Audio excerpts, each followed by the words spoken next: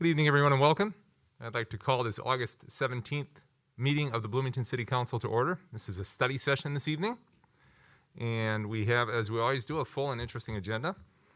And so I'd like to get it started right away here with our COVID-19 organization and public health update. Once again, we're joined by Dr. Nick Kelly. Good evening, Dr. Kelly. Welcome. Mayor Bussey, I'm sorry to interrupt, but may I do roll call first? I'm sorry, Denise. Thank you very much. Ms. Christensen, could you please call the roll? Sure thing. Councilmember Beloga? Here. Mayor Bussey? Here. Councilmember Carter? Here. Councilmember Coulter? Present. Councilmember Lohman? Councilmember Lohman? I don't see him online. I'll come back. Councilmember Martin? Present. Councilmember Nelson? Here. And I see Councilmember Lohman is logged in now. Councilmember Lohman, are you present?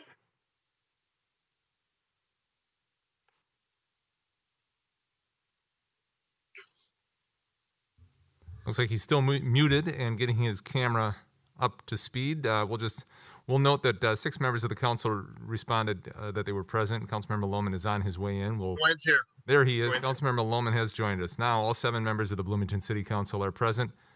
And thank you, Ms. Christensen, for keeping me on my toes. Sometimes I forget to call the roll. I apologize for that.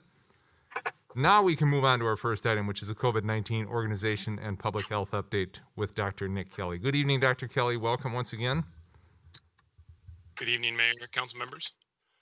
As of this afternoon, there are 1,326 confirmed cases of COVID-19 in Bloomington. We've lost 46 of our neighbors to this disease, and 119 have been hospitalized. Over 50% of these cases are from the Black, Indigenous, and people of color, the BIPOC community, while the American Community Survey estimates that 28% of Bloomington's population identifies as a member of the BIPOC community. Since July 1, we've had 558 cases. The 7 and 14-day rolling average rate of cases has been declining since July 25th. We will keep watching this trend and hope it continues. There have been 37 hospitalizations, 8 requiring intensive care, and 2 deaths since July 1. As far as how people are becoming ill with COVID-19, about a third of our neighbors have no known exposure. They acquired it in the community. We weren't able to determine where they got it.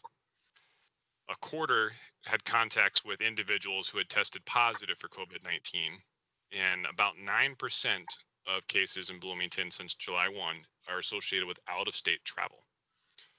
The mean age of cases is 35.9, and in this time period, 46% of the individuals that tested positive for COVID-19 were under the age of 29, and 13% were over the age of 60. The mean age of hospitalization since July 1 is 53.9. We continue to track trends closely with our case data. The hospitalization data follows the trends we see across the country and Minnesota. While we see hospitalizations across the age group, it is impacting older adults more. This mirrors what we're seeing clinically. Your risk generally increases with age. When you dig into that more and look at hospitalizations by age group and race and ethnicity, there continues to be a disproportional impact in our BIPOC community. At work and at home, we're starting to plan for the fall. This will be the first fall we have experienced during this pandemic with COVID-19. As a parent of 3 children, the son of a teacher and a public health professional, I know how challenging decisions regarding school are. I've talked to many who are anxious about this fall. This is completely normal and expected. Our family is channeling that energy to focus on public health actions we can take and making sure we're diligently following the guidance from MDH. The cases we're reporting today likely acquired infections 1 to 2 weeks ago, so our collective actions today influence cases for the future. We need to become comfortable being 6 feet from those outside of our immediate family. This is the most important thing we can do. We need to focus on limiting times in crowded places, confined and enclosed spaces with close contacts. Everyone should be using a cloth face covering as a source control in indoor environments open to the public and staying home when feeling unwell. This is part of the multi-layered level of public health actions we can take to manage the risks of COVID-19. COVID-19 is changing many things, but it doesn't have to change how our community responds. Take care of each other. Everyone is being impacted by COVID-19. While many of our neighbors are being impacted significantly with changes to income, routines, and contact with others, we know it's not impacting our community equally. This disproportional impact in the BIPOC community and our older adults in Bloomington. Look for ways to help your neighbor safely. Our physical distance doesn't have to mean social isolation, and we're going to get through this together. Our community is full of kind and helpful neighbors. Thank you, Dr. Kelly. Council, any questions for Dr. Kelly this evening?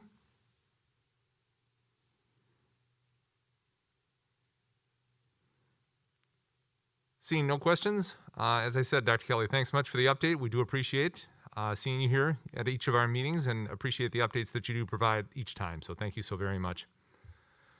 We will move on to our second item on the agenda tonight, which is an update on our Park System Master Plan. We are just about 1 year, just short of 1 year, I guess, into our Park System Master Plan, started back in the fall of 2019, and we are to the point of getting an update, and I know we've got Ann Catry, our Park and Rec directors here. We've got a number of other staff members. We've got a number of consultants here as well. And I'm going to turn it over to our staff member, Renee Clark, right now, who is going to lead us on this. Ms. Clark is our Assistant Director of Parks and Recreations Projects. Good evening and welcome to all. Good evening, Mayor and members of the council. I am here tonight, as you mentioned, with members of our Park System Master Plan consulting team. That includes Brad Aldrich, our project manager from Confluence, our lead consultant, who will be participating in the presentation with me tonight, as well as Leon Younger from Pros Consulting. And I'd like to just ask Leon to give a brief introduction and background about himself before we get started on the presentation. Good evening, Mr. Younger. Welcome. Thanks for being with us tonight.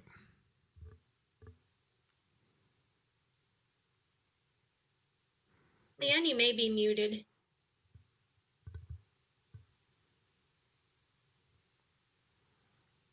Mr. Younger, are you still muted by chance? There you go. There we go. All right. All right. Thank you. Good evening, Mayor and members of the City Council. My name's Leon Younger with Pros Consulting. Renee asked me to give a little bit of a background about Pros and myself. I've been in the Parks and Recreation business for the last 46 years. And I was a director of 4 park and recreation systems around the United States in Kansas, Missouri, Ohio, and Indiana before my last stint as the director of Indianapolis. Since starting Pros 25 years ago, we've had the opportunity to do over 300 system master plans like we're doing for you right now, and have worked in over 1,300 park systems nationwide. We also worked in 7 countries doing park system planning, and we really, our main areas of focus are system master plans, strategic plans, feasibility studies, business plans, and maintenance management plans. And it's a pleasure to work with your city. Well, it's a pleasure to have you here, Mr. Younger. Thank you so very much. Have you worked with other cities in the state of Minnesota on park master plans? Yeah, the city of Minneapolis, Dakota County, Shakopee, Edina. We also work with DNR. So we've had some nice experiences in your part of the world. Well, very good. We're glad to have you. Council, any questions or comments for Mr. Younger? If not, back to you, Ms. Clark, please. Thank you, Mayor and members of the council. I've got a presentation that I will share with you tonight.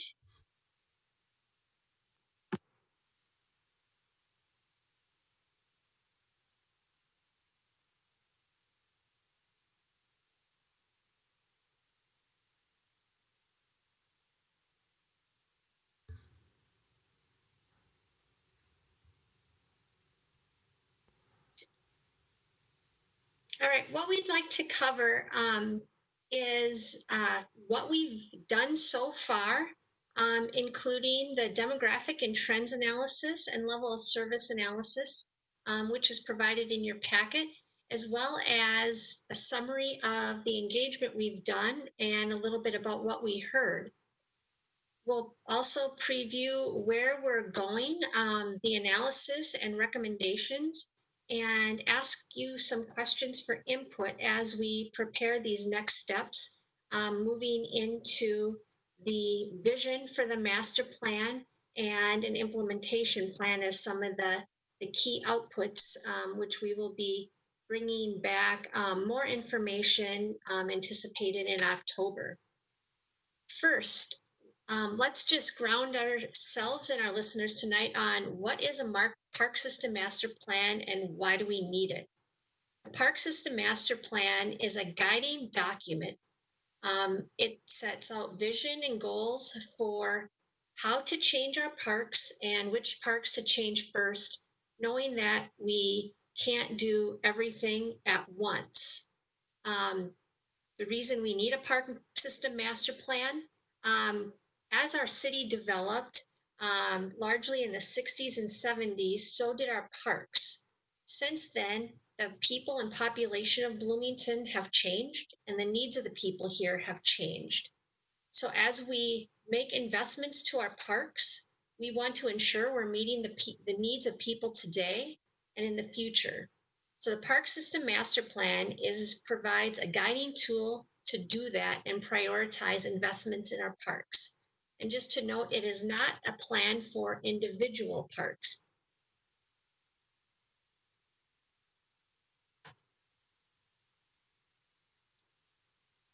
So far, we've done a statistically valid needs assessment survey, which was presented to you in February. Since the end of 2019, we've been doing community engagement and can continue to do so. We're providing you an update of where we are now with some of the analysis, and we will be leading into actual draft documents this fall, which include a capital improvement plan with a prioritization framework and other recommendations.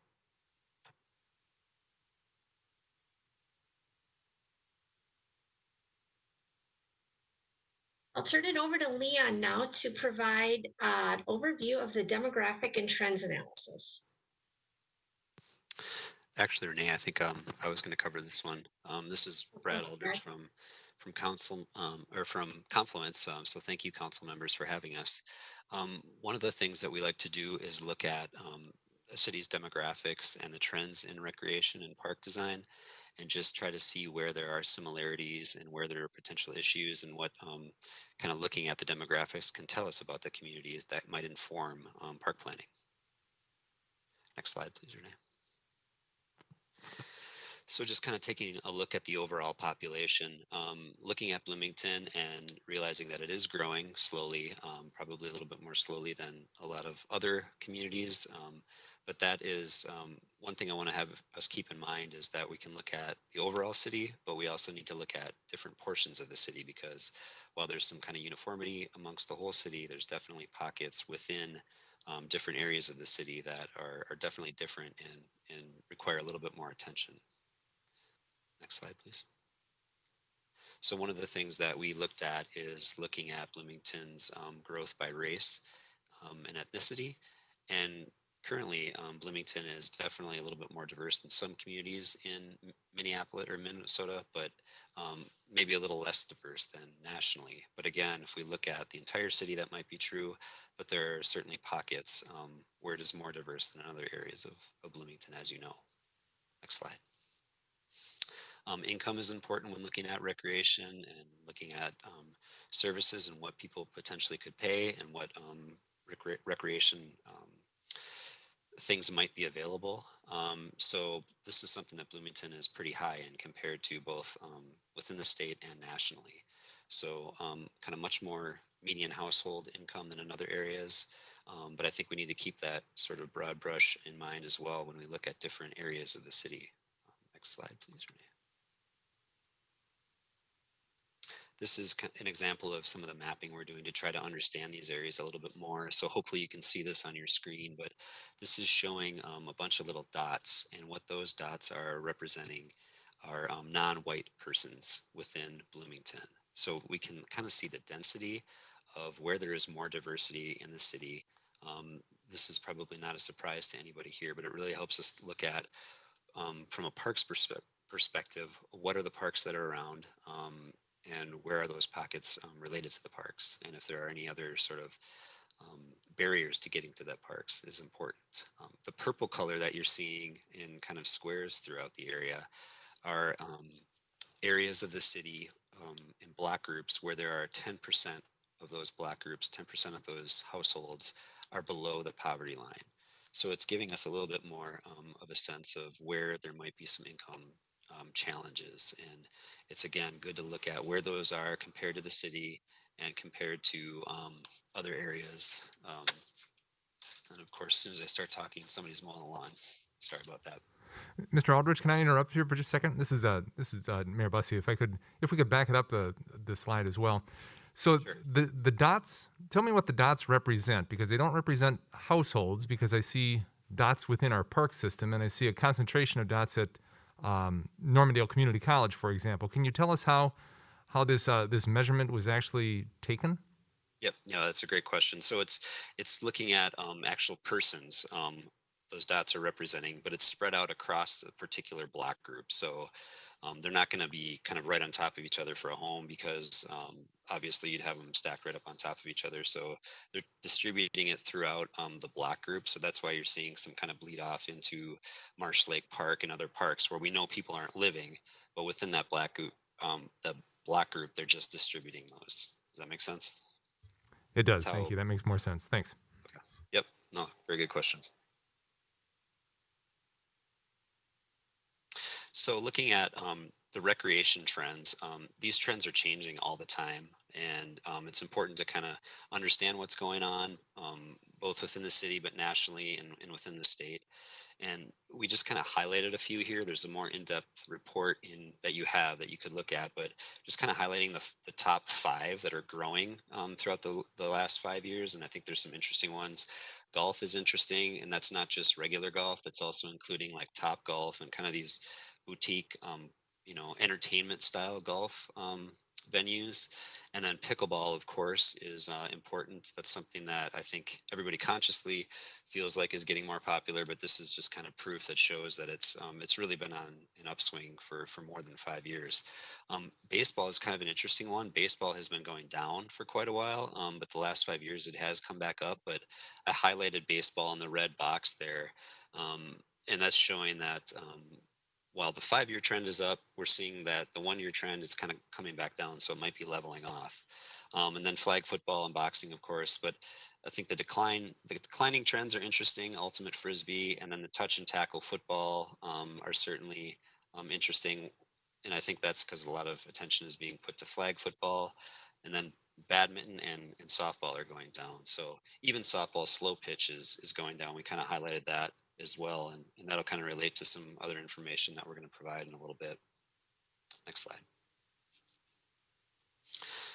So looking at recreation trends kind of in these categories, these broad categories, we wanted to share these because these are sort of the top things in general fitness and outdoor recreation, and they really parallel pretty closely what we heard from people in the statistically valid survey, and then also what we are hearing from people in the community engagement. So fitness walking, treadmills, and just general fitness is really something that people are looking for. And of course, hiking has come up big, and bicycling. And camping, not so much in the Bloomington Park system, but that's certainly something that we're hearing from people. Next slide, please. And then a couple of other examples: aquatics and water sports. Again, these are things that that are paralleling what we're hearing in the survey and a lot of the online feedback, especially the canoe and kayaking requests that are out there. Next slide. This is interesting, and it's really showing across different generations how recreation is being used and being pursued. So kind of the blue is really active and high calorie activities. Orange is kind of that next level down. The green is low calorie, kind of less intensive activities, and purple is really just being inactive. And I think what's really interesting here is you can look from Generation Z to the Boomer generation and see that these charts aren't really that much different. This would have looked a lot different, even a couple decades ago. People are really staying more active as they go throughout their life phases. So we need to kind of think about that when we're planning parks and planning the activities or the experiences that are going to be within the parks. Next slide. This is showing a snapshot of what people are not participating in, but would like to. So there's some type of barrier that is keeping them from participating in these activities, and whether that might be just skill level or just facilities that are available or potentially cost or fees. This is kind of an example of what people have told at a national level what they would like. And looking through these things, I think it's interesting to note that really most of these are already available in Bloomington, or if they're not already available, they could potentially be pretty easily available in Bloomington. So just kind of paying attention to these and what's offered in Bloomington and trying to identify if there are barriers that that we're not aware of previously that might make open these activities up to people that want to participate in them. So the Market Potential Index, this is a measure of probable demand for a product or service within the city. So this really measures what people in a different community might participate in. And it kind of measures their buying power, it measures the activities they're already participating in, it measures surveys, answers to surveys. So the red line is kind of the national average. So any bar that kind of extends above that national average is something that Bloomington residents are probably much more likely than others throughout the country to participate in. So I think this one's interesting. Looking at golf is pretty high, volleyball and softball, and kind of looking at the other sort of the big sports you would think about, baseball, football, soccer, are kind of below the national average. So keep that in mind too when we get to a few slides later. Next slide, please, Renee. General fitness. So a lot of these things, again, we kind of heard in the statistically valid survey, people are just looking for ways to stay fit and fitness opportunities in the summer and potentially in the winter. Next slide. Outdoor activity. This one really kind of parallels what we're hearing from our online engagement and the comments that we're receiving and some of the surveys that we've been doing. So hiking, definitely on natural trails, canoeing, kayaking, and bicycling, both road and mountain, is something that is coming up pretty big. So I think that's pretty interesting that that's paralleling the information that we're seeing.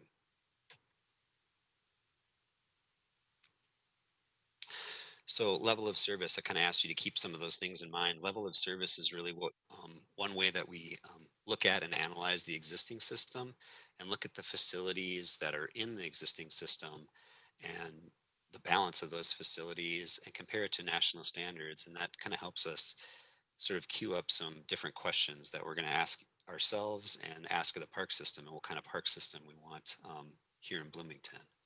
So Leon, I think Leon was going to kind of talk a little bit more in detail about these. Okay. Next slide. So when we look at a level of service, we look at it from a perspective of type of park that's in the system, as well as trails and outdoor facilities that make up the park system, as well as indoor space. And we apply that to the population. And we include other providers in the city as well, because they're contributing to the overall quality of life in parks and recreation to the citizens of the city. Some key findings, which probably isn't a surprise to many people, but there's extensive natural areas and open space, which is really phenomenal for the size of the city and location and what it brings to the park system. We kind of see that we're overserved by some traditional as an example, traditional amenities like ball fields. Parks are homogeneous in terms of they pretty much a lot of them look very much the same because they were built in the same time period, pretty much in the 1960s and 70s. So they Currently, a lot of the amenities that are in there don't necessarily match the demographics of the area around the parks. There's a recognition for some new and unique type of facilities that are park related that really expand the experiences to a wider age segment of users. And some of the parks don't actually match with the neighborhoods and the type of community parks that need updated really don't match necessarily the type of users or what people are looking for in those experiences. Next. So when we look at this, and this is the existing level of service as we know it from the inventory that was supplied by the staff, and we put it into this chart. So you can pretty much see that when you look at the acres per thousand of the city has an enormous amount of park land when you look at it, but it's really, you have to look at the type of land that's there as it applies to a neighborhood park or a community park, because these two types of parks typically are neighborhood related, or they're providing recreation experiences that are on a regional area of the city. But when you get into regional parks, then you have a very strong complement from other providers with Three Rivers Park District, and then when you get into the natural open space areas, it's even greater than that. And so, you know, most Midwest city, Northwest, Midwest areas in your area in Minnesota typically have in the neighborhood of 15 to maybe 18 acres per thousand. And you can see really quickly that you're well over those amount of acres per thousand, but you have to look at what acres are really usable versus those that are in the natural or open space that area. When it comes to trails, you're pretty much in line with what amount of miles, it's 0.39 miles per thousand, which is a good number. On a best practice area, it's usually 0.5. You can see that there's some need for connections for paved trails as well as natural trails. And then when you get into looking at your current level of service as it applies to sports fields, multi-purpose fields, courts, those are areas where you do pretty well. In the newer type of amenities like pickleball courts, currently there is none, but there is a need for 9 courts based on the population and the standard that's associated with it. But then when you look at dog parks or skate parks or those kind of things, those type of amenities, you pretty much have 1 to the current population. And then you're strongly supplied by outdoor rinks as well, and well over the standard for that.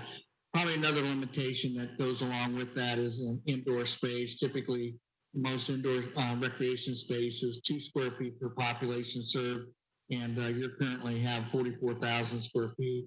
And there's a pretty strong level of support of a need for indoor space.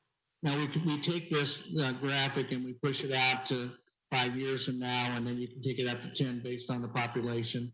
The next slide kind of gets into a little bit more detail of what we're talking about here, which really looks at the natural areas and open space. Really a strong number, you know, more than any city that I've ever worked in that has this level of open space. And, you know, it's a good thing. I mean, but it's also, you have to recognize the value of that space as applies to the beauty of the city, which you have a beautiful city, but it also has limitations in terms of access. Next slide. In this slide, you can see kind of the softball, multi-purpose fields, basketball courts, and tennis. You have a really strong complement of those. Typically, you know, like as an example, softball fields is 1 to 1,000. And normally we see that as 1 to 5,000. Multi-purpose fields, 1 to 2,600. We normally see that about 1 to 4,000. And you can see that in various areas and playgrounds, your site is 1 to 1,700. We normally see that at 1 to 2,500. But again, it's not just about the amenities. It's really about the experiences, and what experiences are you providing people in your parks that really creates destination, and people want to play there and recreate there. Next slide. In the ice rink categories, you're really strong in terms of outdoor recreation. You have 13 parks with rinks, 28 separate rink facilities. 2 out of the 13 sites have 40% of the skaters who use your facilities are in 2 sites. And the real issue is ice quality and ice time is decreasing with climate change because it's hard to get consistent ice. And we, through the survey process, we recognize and people recognize that they really would like to see more higher quality outdoor rinks than having so many. And that we have a good survey tool that demonstrates how people feel about that. Okay. So, question for council. It's not a decision at this time, but one of the things that through this master plan, we are a recommendation to reduce the number of outdoor rinks. And as Leon mentioned, this is a survey question on the Project Bloom site.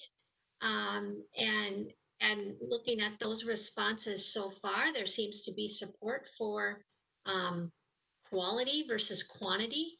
But we'd like some input from the council tonight on, how you feel about keeping the same number of rinks versus reducing the number of rinks. Council, any thoughts or feedback on this? I would just ask the clarifying question, which of our 2 rinks have 40% of the skaters? Which sites are those? It's Westwood and Running Park. Thank you. Councilmember Martin. Thank you very much, and thank you for the level of detail in this data you're sharing here. This is really helpful. I guess I would say, yeah, I would be in favor of exploring scaling back that particular type of amenity. I know way back when I was door knocking a couple of years back, I know this was an item that had come up, for example, why folks were driving by and not seeing people utilizing those. And especially because I know some of our warming house infrastructure is also in need of investment if we're going to be continuing to have those assets out there as they are now. So yeah, I would just say to continue kind of projecting a vision of collaboratively deciding how those parks are going to evolve. So folks aren't getting the impression the rink goes away and nothing else changes. It's kind of the first step towards a better park. So. Council, additional questions? Comments? I guess I would weigh in as well. It seems to make sense if 2 of the 13 sites have 40% of the skaters, that breaks down pretty well. Than the other 11%, I'm assuming a number of them are in single digits, and without seeing the actual numbers, just using the percentage, the actual numbers I've got to imagine are fairly low when that comes to 60% of the remaining skaters spread out over the remaining 11 rinks. And I bet we could break it down. I'd be curious to see the additional the numbers on the other end of this scale, the numbers that do have less than 10, less than 5% of the skaters total at the rinks, and then also taking a look at how that balances out location across the city and what neighborhoods they're in and so on.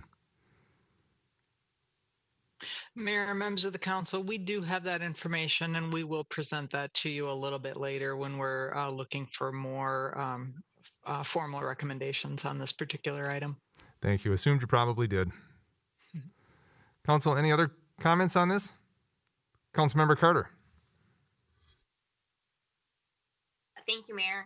So when we get to a point where we do have to make a decision and really look harder at this question, I mean, I would be open to the idea of reducing the number of rinks. That seems to make sense to me.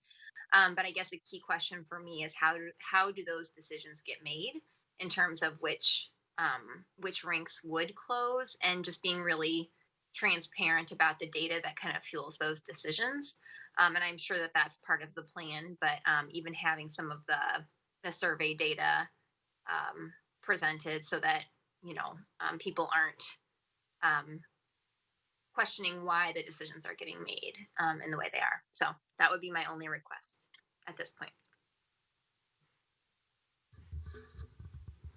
Councilmember Carter, members of the council, we do have a lot of information, and we would be happy to share that, and we would be happy to share some recommendations with you moving forward. It sounds like several of you are at least interested in and open to that idea. This is a concept that I think most communities in this area are really struggling with right now. It's difficult. You know, we're a cold weather state, and people like their outdoor activities, and people like to have them close to them. But as the climate continues to change and fewer people are out on rinks, and quite honestly, skating isn't as popular as it was anymore, these become just really, really expensive amenities for us to maintain. It's not unusual at some of the rinks that we maintain when our maintenance team goes to flood and maintain the rink the next day, it hasn't even had skating on it. So we'll make some recommendations to you if it's something it sounds like several members of the council are interested in at least discussing. Councilmember Nelson and then Councilmember Coulter, please.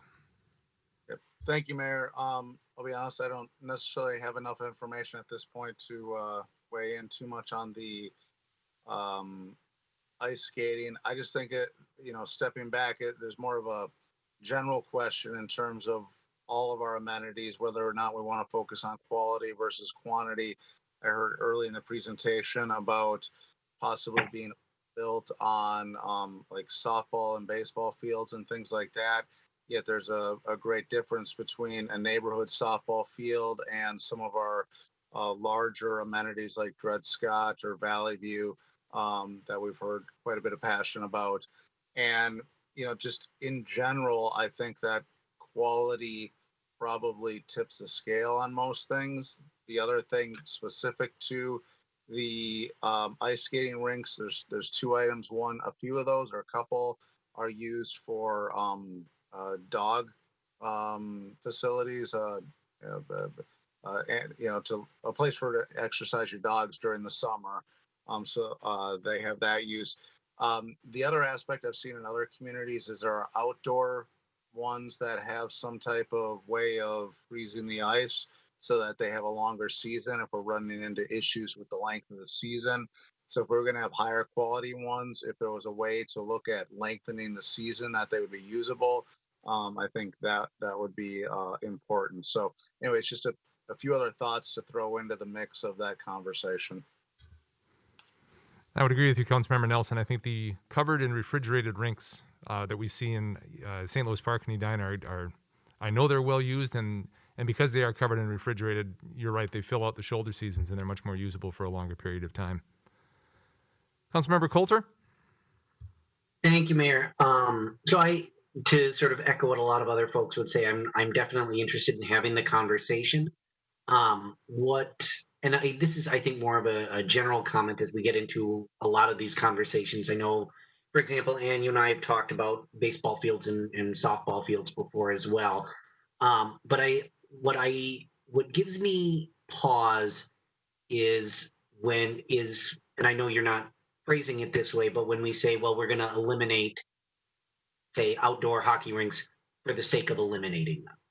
And I think we want to be very careful about talking about things that way, because what I assume and hope is the case is we're talking about, well, we have perhaps more outdoor ice rinks than we need, but there are other types of facilities where needs are not being met. And so what I would like to hear more of, and I hope you'll get to this and suspect you will in the future, is, if we were to cut back on the number, say, of outdoor rinks, what comes next? What goes in that place? What are we doing instead to address needs that are not being met currently? Because I think there is a lot of potential, and my hope is that this process, as we think about trends for the future, that this process leads us to making those decisions that not only have us rethinking the facilities we have now, but how are we adapting to things that we're going to need, that we may need right now and that we're going to need in the future.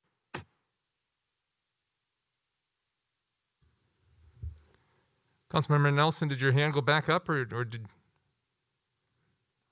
I'm sorry, No, I it couldn't. did not. I will lower it. Okay, very good. Thank you.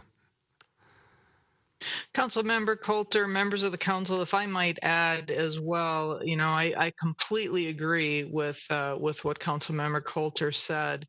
And one thing that we didn't mention is that, you know, there is a trickle down with skating rinks with associated facilities. So we have several what we would call warming house facilities in the city of Bloomington that are in need of replacement, and they're not in good condition. And I think that's something that we need to take into consideration as we look at how these facilities are being utilized.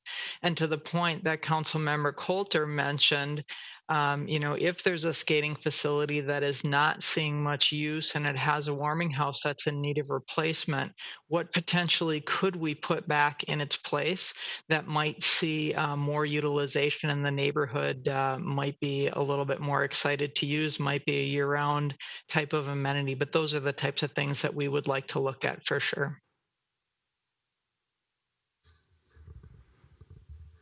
Council, anything else on this?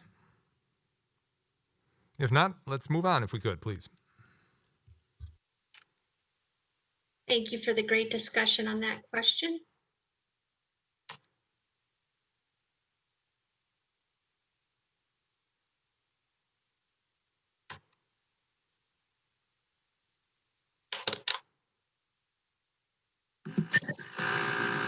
Next slide.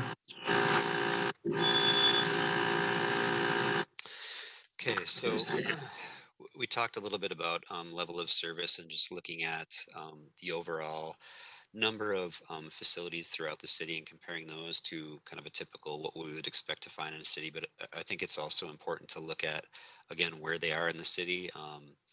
And someone even mentioned, you know, when we're talking about potentially reducing the number of ice rinks, making sure we have an understanding of where those are distributed throughout the city so people have access to those. So some of the things that we're looking for in these kind of mapping exercises that I'm going to show you is distribution of these facilities, kind of an equity lens that we can look at this with, and then identifying any gaps that might be there and how, you know, then we can discuss how we want to fill these gaps or if we want to fill them.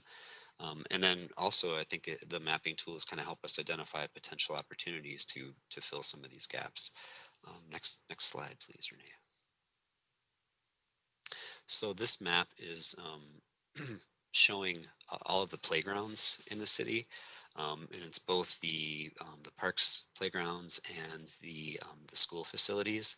And the two levels of red that you're looking at are the darker red is a 5-minute walk to those facilities from residential areas, and the lighter pinkish color is a 10-minute walk. The 10-minute walk is kind of the, I guess, the yardstick that the National Recreation and Park Association uses to kind of define what's a sort of a typical walk that somebody would be willing to walk to with their kids to visit. So it's a really good measure of when you're looking at parks, how equitable a park system is, if there's a good distribution of parks. So overall, looking at Bloomington, it's actually pretty good. It's a pretty walkable area. We know that there are some pretty big barriers with roads. So this isn't cataloging all of those, but I've kind of highlighted a couple of areas with yellow that we notice some gaps that are outside of a 10-minute walk to a playground. So we'll start to look at these neighborhoods. You know, on the west side, there's a park in this area that just doesn't have a playground. So it might be something that we look at. Hey, does there need to be a playground here? We'll also look at, you know, how many kids are living in this area in kind of a next level of analysis, how dense it is. We know this area is not as dense. Whereas if we look at kind of east of Bryant Park in Effa Play Lot, there's an area there, kind of that long linear area that's missing a playground, and there is a little bit more of a gap there. So just kind of trying to pinpoint where these gaps are and if there are things that we can do to help close them, or even prioritizing where we are going to kind of spend money with new playgrounds. So maybe next slide, Renee, that might help illustrate a little bit better. So this is that same map but we put kind of an overlay of the condition of the playgrounds and basically the age of the playgrounds. So the lighter kind of bluish color are really newer playgrounds that were just put in 8 years ago or less. Compared to the darker playgrounds are over 18 years old, and they need to be replaced pretty soon. So this map's kind of showing there's a pretty good distribution, kind of a mix. Sometimes you'll see, all of the old playgrounds in one part of the city. That's not really happening here, but there are some interesting sort of discussion topics to bring up. When you look at, if you think back to those density maps that we showed previously, and around Smith Park, it's definitely much more dense, and we know there's a lot more kids, and that playground is getting pretty old. So looking at that versus another playground that's old in the city, and when we have to start prioritizing which one gets built, or gets replaced next, these are things that we can help use to kind of help prioritize potentially some of those replacement schedules. Might be density, might be the number of kids that are in that area. Yeah, thank you, Renee. So here's a really good map showing, again, those dots again. So that's representing essentially all of the people in Bloomington kind of spread out throughout the block group. So obviously the Northeast area is a lot more dense. I think this map, again, is really interesting to look at the amount of green versus the amount of dots. And we've heard from people just throughout that there's definitely a perception of equity in parks and park distribution on the east and west side, and I think this map kind of highlights that. So what are some things we can do? We might not be able to get all of the parkland on the east that's on the west side. There's some really unique features, but we do have that river corridor there. We do potentially have some other opportunities to integrate some park-like experiences in this area. Next slide, please, Renee.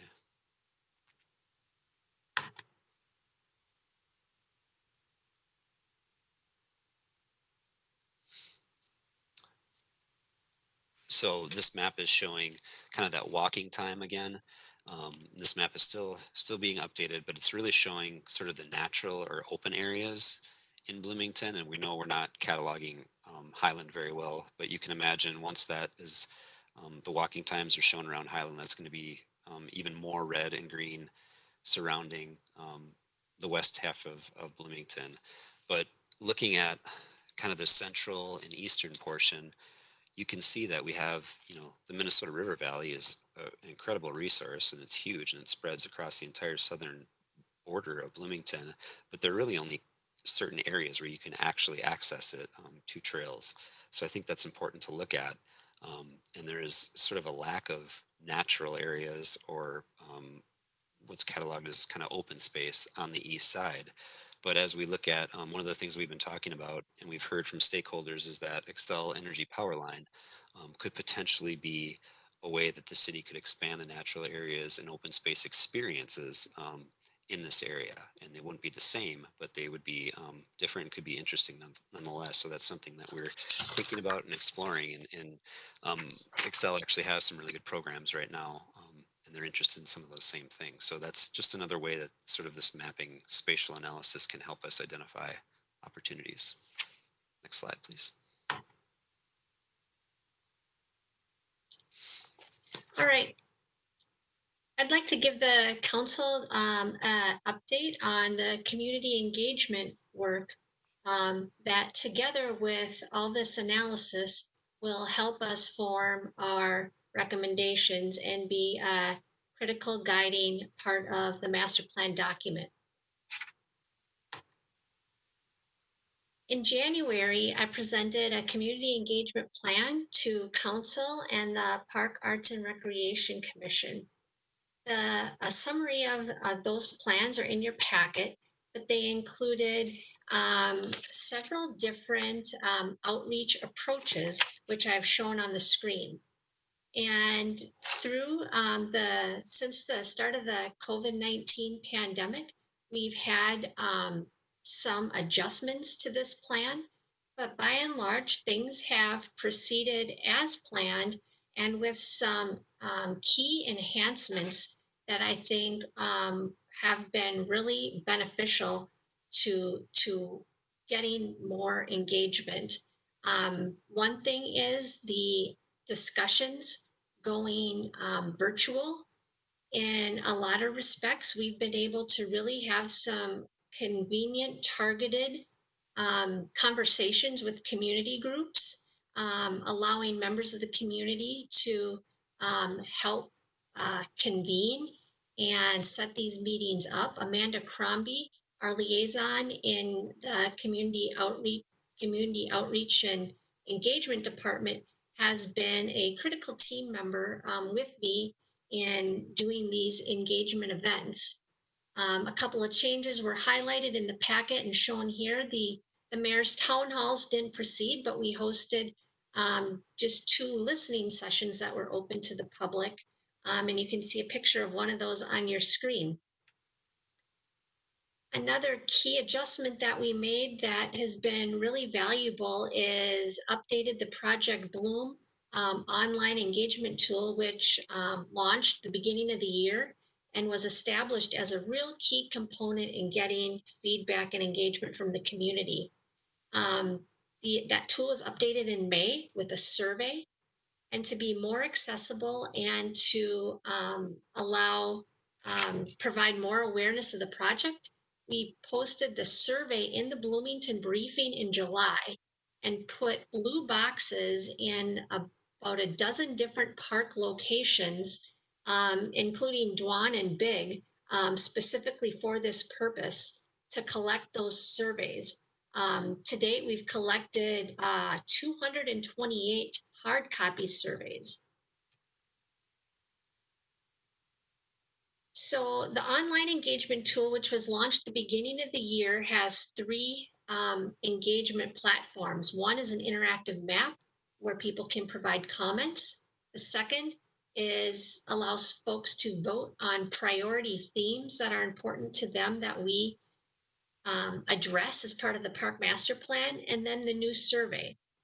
This platform has been extended a little bit longer into the project process than we originally planned to continue this engagement work. We expect it will end in October, end of September, when we will transition to the City of Bloomington's new online platform, Let's Talk Bloomington. And we are working to set that up and make that transition as we speak. The online engagement platform received over almost 9,000 visits so far from about 2,500 unique users or unique people. So that means one person has gone on a number of times. There were 646 comments left on the map. And then again, the new survey that was posted in May, 286 people took the survey online and 227 people took it in the briefing and returned it to us either in the mail or one of those drop boxes specifically for this purpose. And almost 300 people voted on priorities. The heat map on the left shows where the comments were made on the map. So you can see they're kind of highlighting around some popular park areas. And then the what on the right, the words on the what slide show commonly used words in the comments left on the map. Trails have been a continuing theme, natural resources, Bloomington, the river and access to the river have all been very repeated words and themes in our map comments. And the priority themes, really kind of consistent throughout the process that we've been tracking. On the screen, I've highlighted the top 5 themes: natural resources, environment and sustainability, equity, connection to parks and trails, rediscover the river, and all seasons recreation. What's interesting about this summary of feedback, what we're hearing on the map, what we heard in the statistically valid survey, and really even what Bloomington hears are important when we do our citywide surveys. Natural resources and trails and sustainability, equity are all important themes throughout.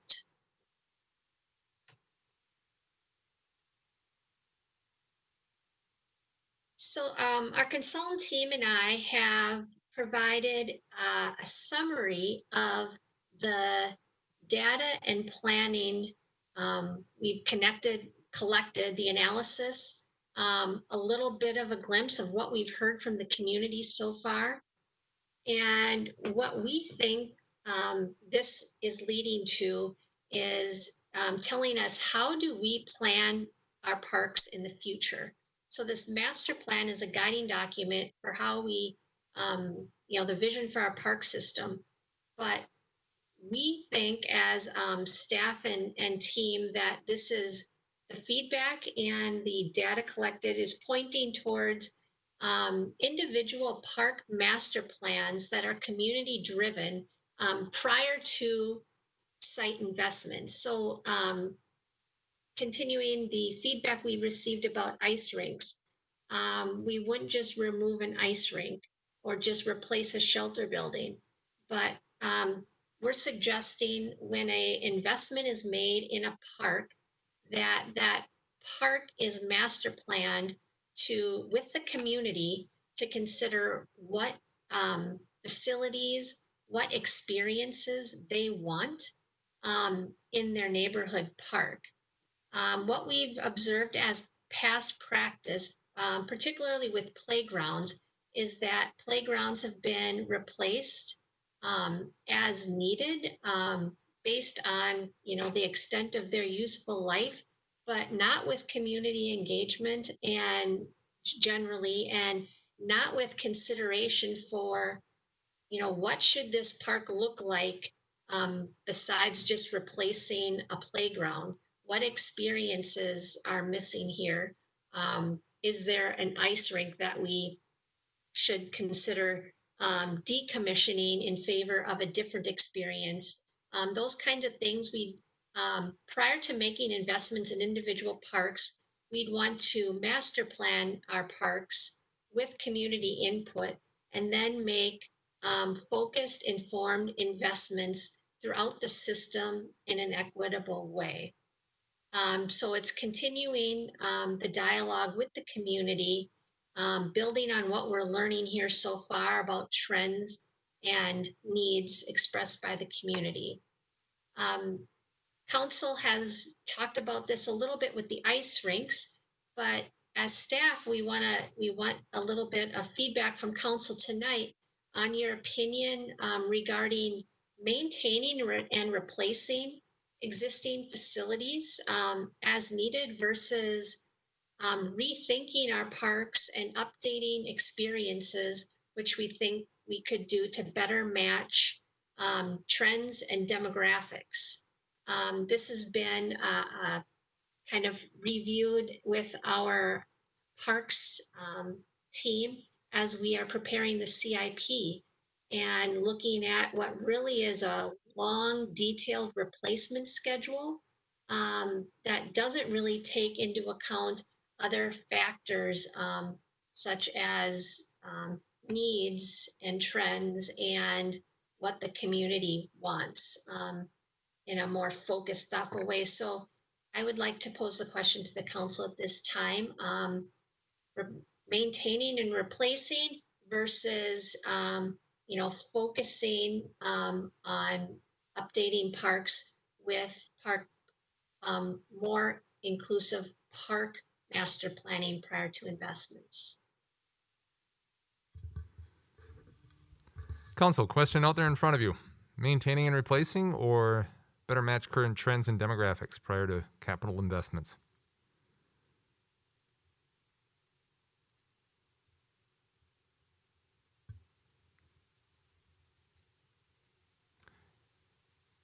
And I'll say the juxtaposition is doing lots of small things by updating and replacing and making new at one time versus more focused planning geographically across the city, doing, kind of full park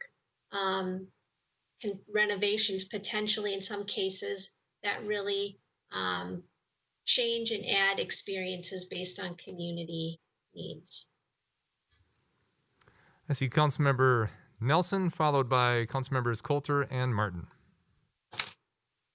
Thank you, Mayor. I guess I'll be honest, I'm a little confused by the question because I thought the reason we were doing a Parks Master Plan was to specifically avoid just removing and replacing existing amenities and trying to look at what we might want to do for the future, how people are using things now and what we expect them to be using into the future for many decades. With that said, I do think the idea of having more community engagement, specifically when we get into local parks, makes sense. I would be curious as to how to balance that. Just for lack of a better thing, if my neighborhood park has a softball field, I'm probably going to be in favor of a softball field in my neighborhood park.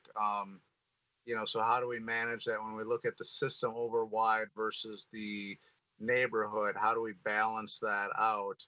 And last point I'd make is I'm a little concerned when I hear that we're going to do a master plan for every individual park within the city. What would the cost commitment, financial resources be in order to do that? Can we do that internally without the use of consultants? All of those types of things. So, like I said, I'm a little confused on exactly what we're being asked for input on here. Ms. Clark? So it is the question really is to as we create kind of the implementation plan, we want to be in any regard thoughtful on equity and where we make investments and what and how we invest. So the master planning our parks is something that hasn't really been done before. We don't have master plans for any of our parks. In some cases, a replacement without, more in-depth planning does make sense. But in some cases, if you're making a big investment in a park, community engagement and creating a vision for that park. For example, if the CIP shows that Moyer Park picnic shelter roof needs replacement, and in around the same time frame, the shelter building is scheduled for replacement as well as the playground. With those types of large investments, staff would recommend a more holistic view of Moyer Park and master planning with the community, what those facilities should look like, and more what experiences is the community looking for. The types of space, indoor space versus outdoor space, picnic space, gathering space, trail connections. So taking a more holistic look at the park versus just replacing expensive amenities as is. So in creating our CIP, we would, with more of a master plan, with the master planning process, we would do maybe fewer parks, but in a more holistic way, geographically around the city, to really provide everybody with new experiences and enhanced facilities. Is that more clear? Councilmember Coulter? Or excuse me, Councilmember Nelson, or does that help clarify things? Yeah, thank you. It does help clarify things just a little bit. I'm still confused as to how to balance the master plan for the entire community and get engagement on the local level and what specifically goes into those parks. I mean, I guess what type of guidance do we provide on the local level so that if every neighborhood wanted an ice rink, we didn't end up with 17 ice rinks in comparison to our 13 ice rinks now. Like, how do we have that broad vision, but then I agree completely with working with the local neighborhoods that use those parks. What might they want in there? I think there's a ton of opportunities for different usage of these local neighborhood parks.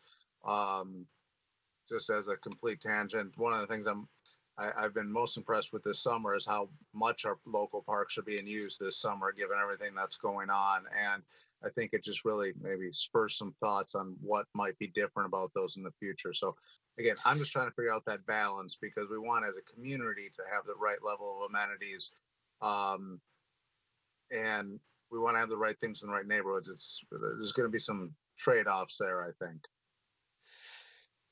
Yeah, Renee, do you mind if I could maybe help answer that a little bit more? I think that's a great question, Councilmember Nelson. I think looking at, we can look at sort of the citywide and look at, how many splash pads are realistic here. We can't, not every park can afford to have a splash pad or like a skate park, for instance. We can kind of define in this plan how many skate parks we think. We're hearing from people that they want skate parks. Maybe there's one in each sort of sector of the city, or each kind of maybe there's 4 spread throughout the city, and we can kind of geographically locate those.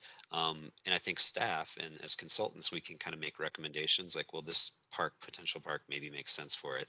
But then when you go talk to that community, they might say, no way, we don't want that in our community whatsoever.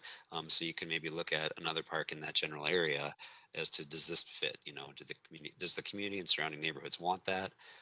Another thing that jumps out at me is kind of the gathering shelters. That's something that we've been hearing a lot in certain areas. Some of these warming houses might stay warming houses. A lot of them might be sort of turned into something else, a different type of experience. And maybe that's like a gathering, more of a shelter. It could be a picnic facility. So just kind of balancing that and understanding sort of the parameters of these facilities and experiences, and then sort of getting into the neighborhood and saying, hey, is this really what you guys want? And kind of testing those ideas out. That gives them a voice to kind of help staff fine tune that. And I think your point about the trails is great. I think people have been using, especially trail facilities during COVID, and that's one of the tools that I think is going to be looked at throughout the entire city that will hopefully help link all of these things together as one of those tools that should be incorporated in all areas of the city and improved upon. Thank you. Thank you. Councilmember Coulter. Well, thank you, Mayor. And I guess I would say a lot of the points that I was going to raise were really covered in that last dialogue, because I think Councilmember Nelson hit on a lot of really important thoughts. I mean, my answer to this question at the bottom is yes. I think it's both. It's talking about what that means in terms of the differences. What does maintaining and replacing existing facilities look like 10, 15, 20 years from now? And what does updating things to match what we're seeing, what does that look like as well? And as I've been thinking about this concept of balance that Councilmember Nelson mentioned, I think what I keep coming back to is that community dialogue and that relationship building and having those conversations. And I think it involves having really, really tough conversations and putting the information out there and, saying to folks, if we have one softball for every 1,000 people in softball field, I should say, for every 1,000 people in the city of Bloomington, I mean, is that really what folks want? And, having the tough conversations and the honest conversations and putting the information out there. If folks say, well, we do want that many softball fields, or we do want that many ice rinks. Okay, this is how much that costs to maintain them. This is what the trends are showing us. This is what we're seeing in our own usage data, so that we can really hear what folks are really concerned about. Because I think a lot of times in my experience, you hear folks, they stand up, well, we need this. This needs to be right here in our neighborhood, and you sort of dive into it a little bit deeper, and you find out that, for example, it may be a sort of, what's the term I'm looking for? A nostalgic appreciation for it. Well, my kids played here. Well, your kids haven't lived in Bloomington for 20 years. So, why is this really meeting our needs? And so I think having those deep, honest conversations is really what's gonna, I think, get at striking that balance.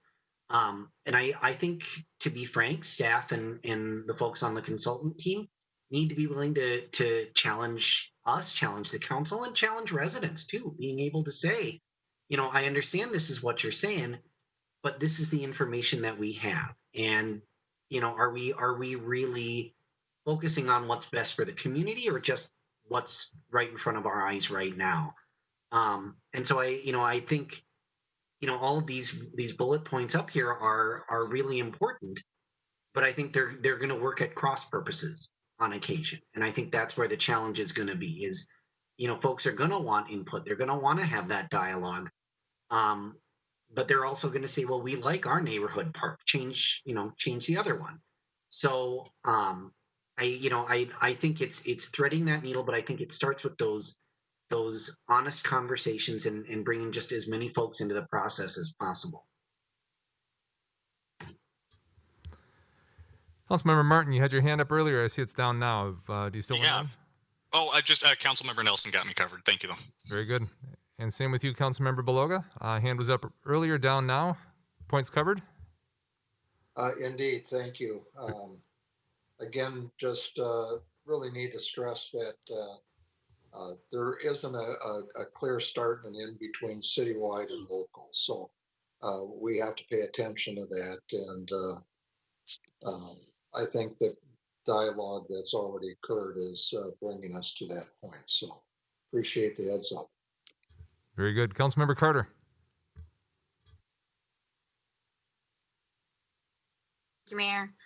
So I agree with a lot of what's been said. And I guess a really big question for me too is just, when we get down to the local park level, I mean, how do we make these decisions? How do we prioritize? So we have a lot of need in terms of infrastructure replacement, but then we have some really heavily underutilized parks.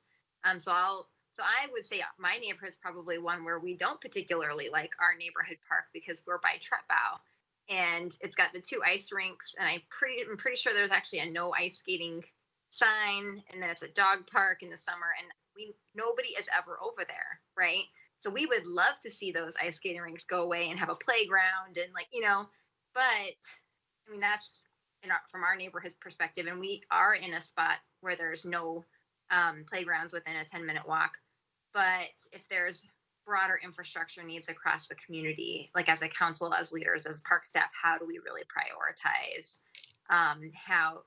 whether we're investing in infrastructure that just really needs to be replaced, and those park, like kind of individual park master plans with spaces in our community that may not have a lot of infrastructure that needs replaced, but the park is just like literally sitting there with nobody using it at all.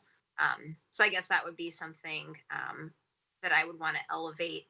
But otherwise, I think it really makes sense to engage the neighborhood, and then of course balance that with the broader master plan for the entire city. Thank you, Councilmember. You made the point, and others did as well.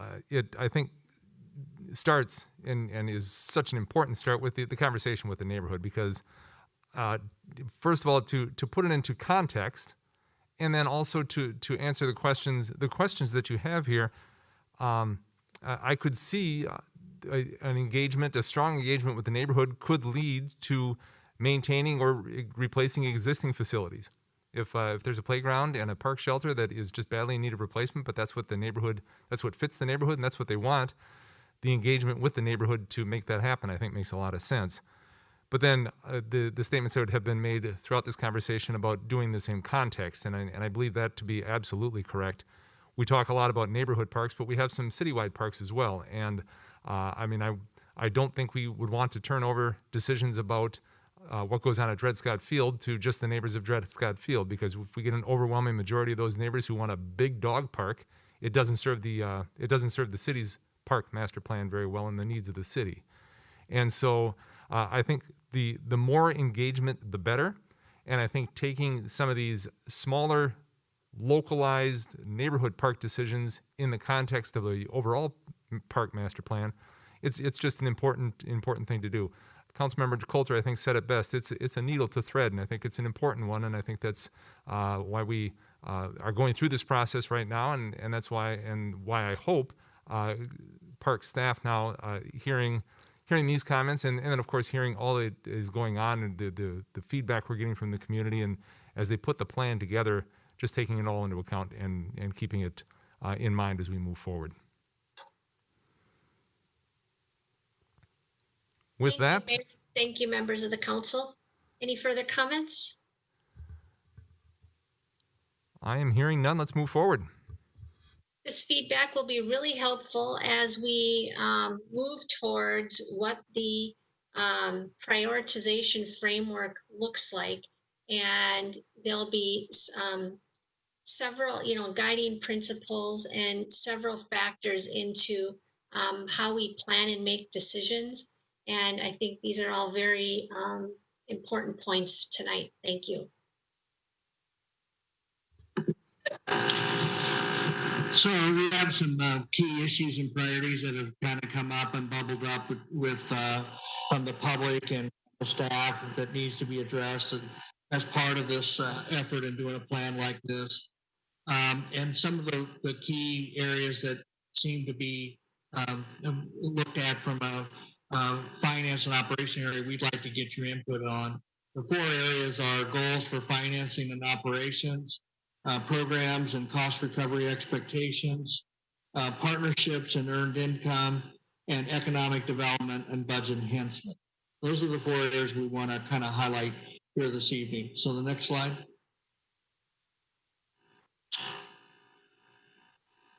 So in the first issue is kind of the goals for financing and operations.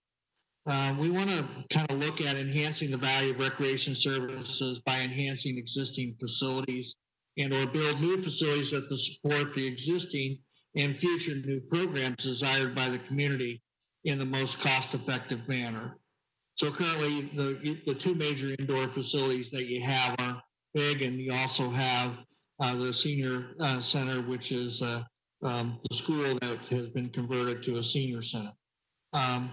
Recognizing community input, many of your residents have indicated more year-round programming, which would require indoor facilities.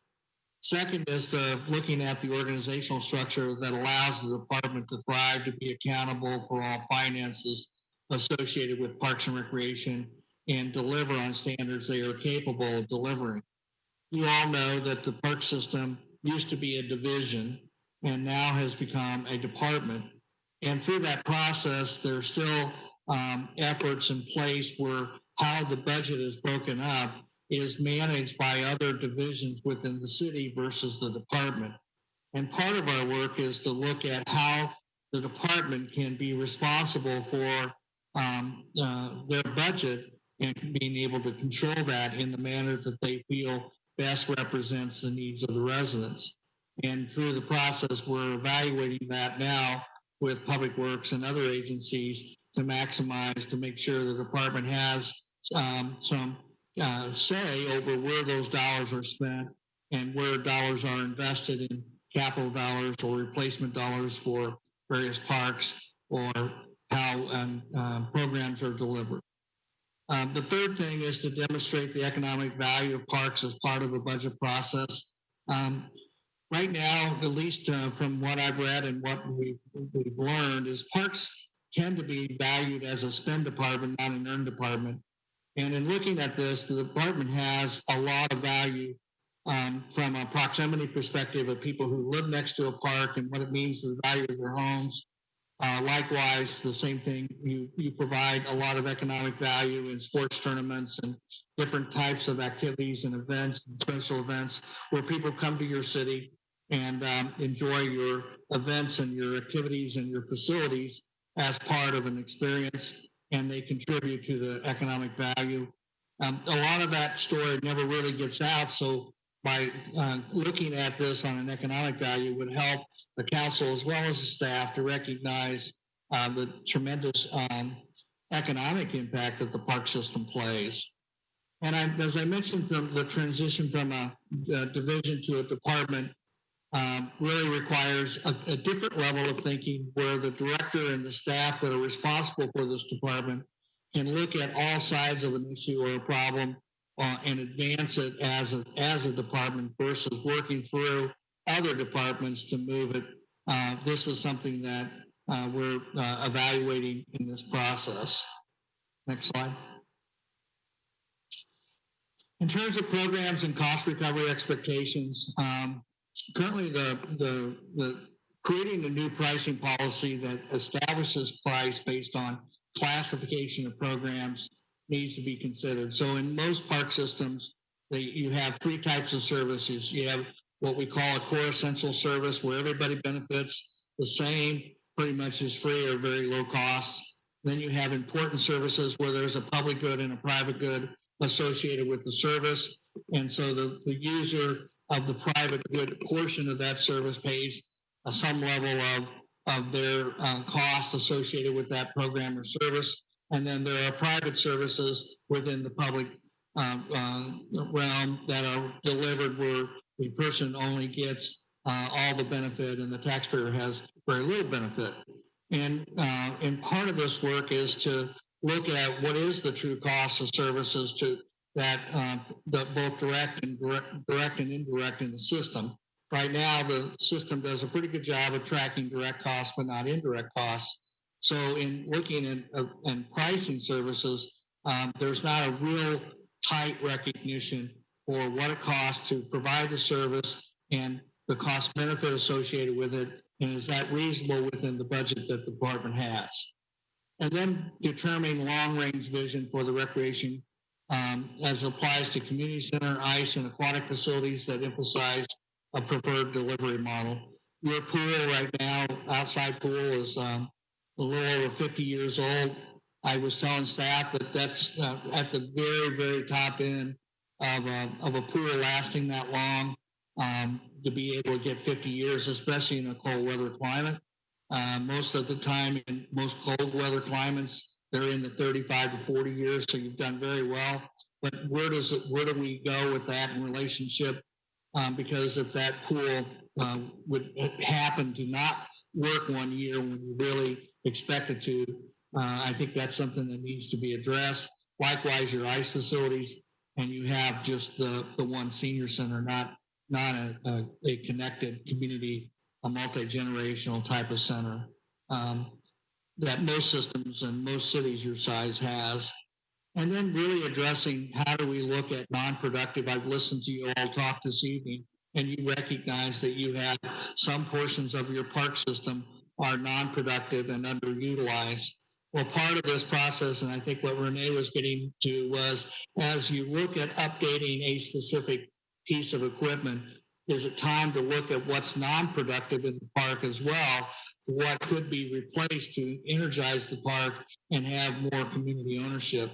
What's interesting about your park system is I am sure that a lot of the parks were purchased with land and water conservation funds back in the 60s and 70s. And when land and water conservation funds were actually brought about in buying park and putting amenities in, the guidelines at that time said you had to have 2 tennis courts, you had to have a basketball court, you had to have a practice or a game field, you had to have 1 playground. And so the granting of that set the parameters for what that park required. And so they were amenity-based versus what Renee and Brad has been talking about tonight, which is experience-based. And the intent is that you really look at the park system with 2 lenses, one from an amenity for fairness and equity and access, but also from experiences, but also recognizing that in all park systems have facilities that people don't use, but it's wasteful if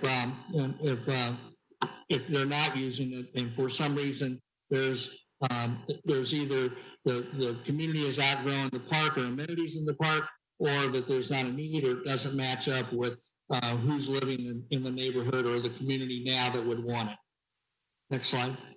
Mr. Younger, if I could ask you to pause there for just a moment. I see that Councilmember Lohman's hand is up. Councilmember Lohman, do you have a question? Yeah, and if we could go back a couple of slides. Okay. So I sort of heard you talk about this.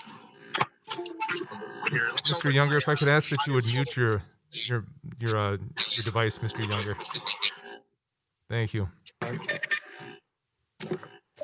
Um, so I heard you talk a little bit about the equity piece, but certainly there is a geographic and demographic risk with this service that have been identified and supported by the data that you have raised earlier.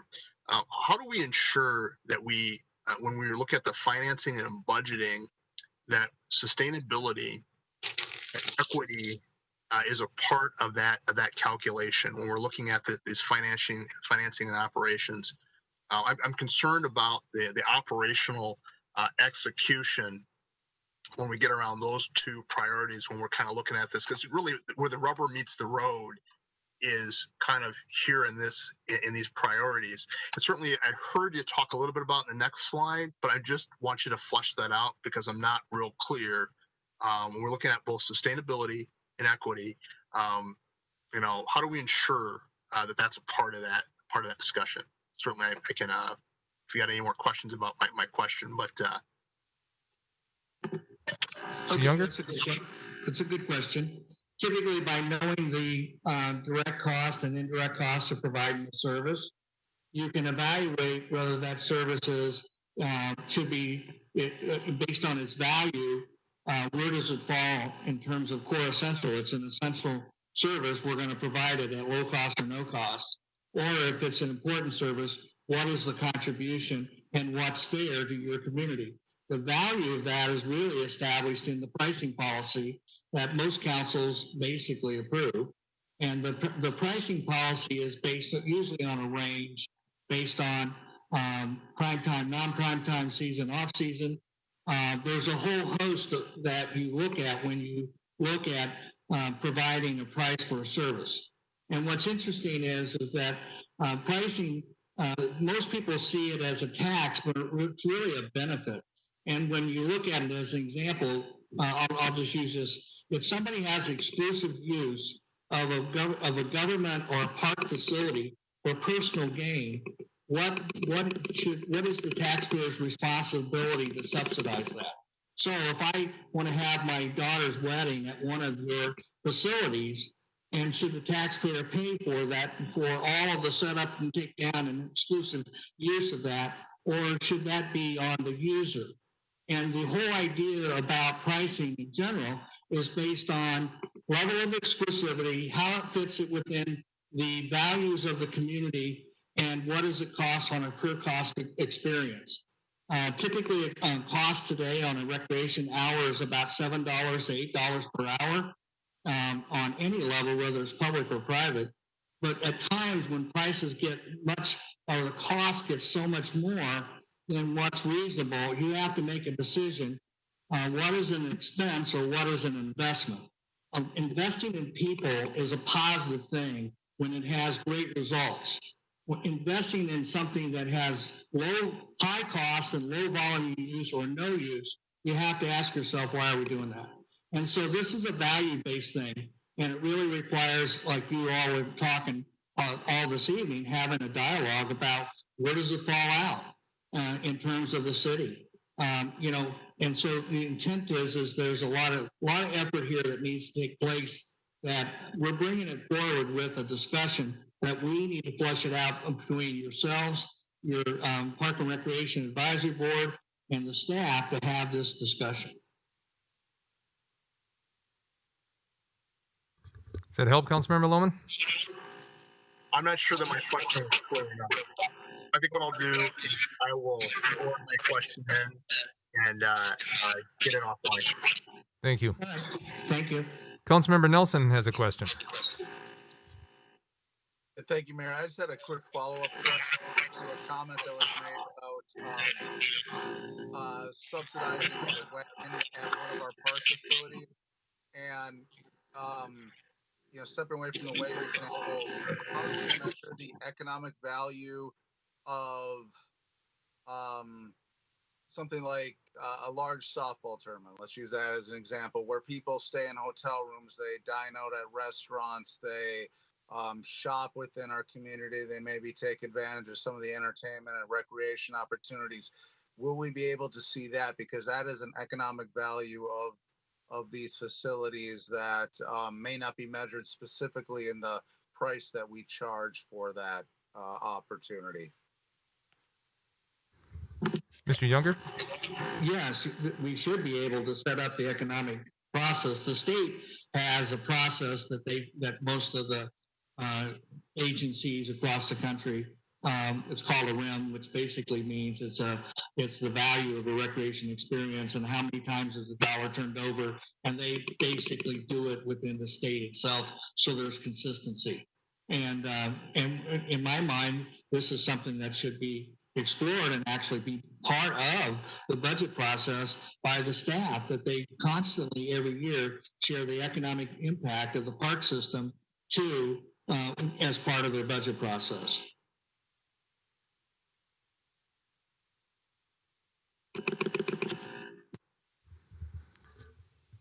Councilmember Nelson, a follow-up? Yeah, thank you. I appreciate that information. That's actually excellent that we have the ability to take a look at that. One of the questions I have is there a different economic impact for, let's take soccer as an example, and Blaine with the National Sports Center and its soccer facilities there versus we have a bunch of soccer fields in Bloomington. How do you measure when you have that type of draw versus just having a facility or the field? Is there a way to weight that, or is there a different economic impact of those fields in some way? Well, the economic impact comes from how many times the dollar is going to turn over. So anybody that stays overnight, that's the first indicator that there's a high economic value of that. So when most people put on sports tournaments, about 40% of the participants are local, and then somewhere between 40 and 50, and then 50% of the people drive into it. And if they typically drive more than 50 miles to an event, they typically stay over.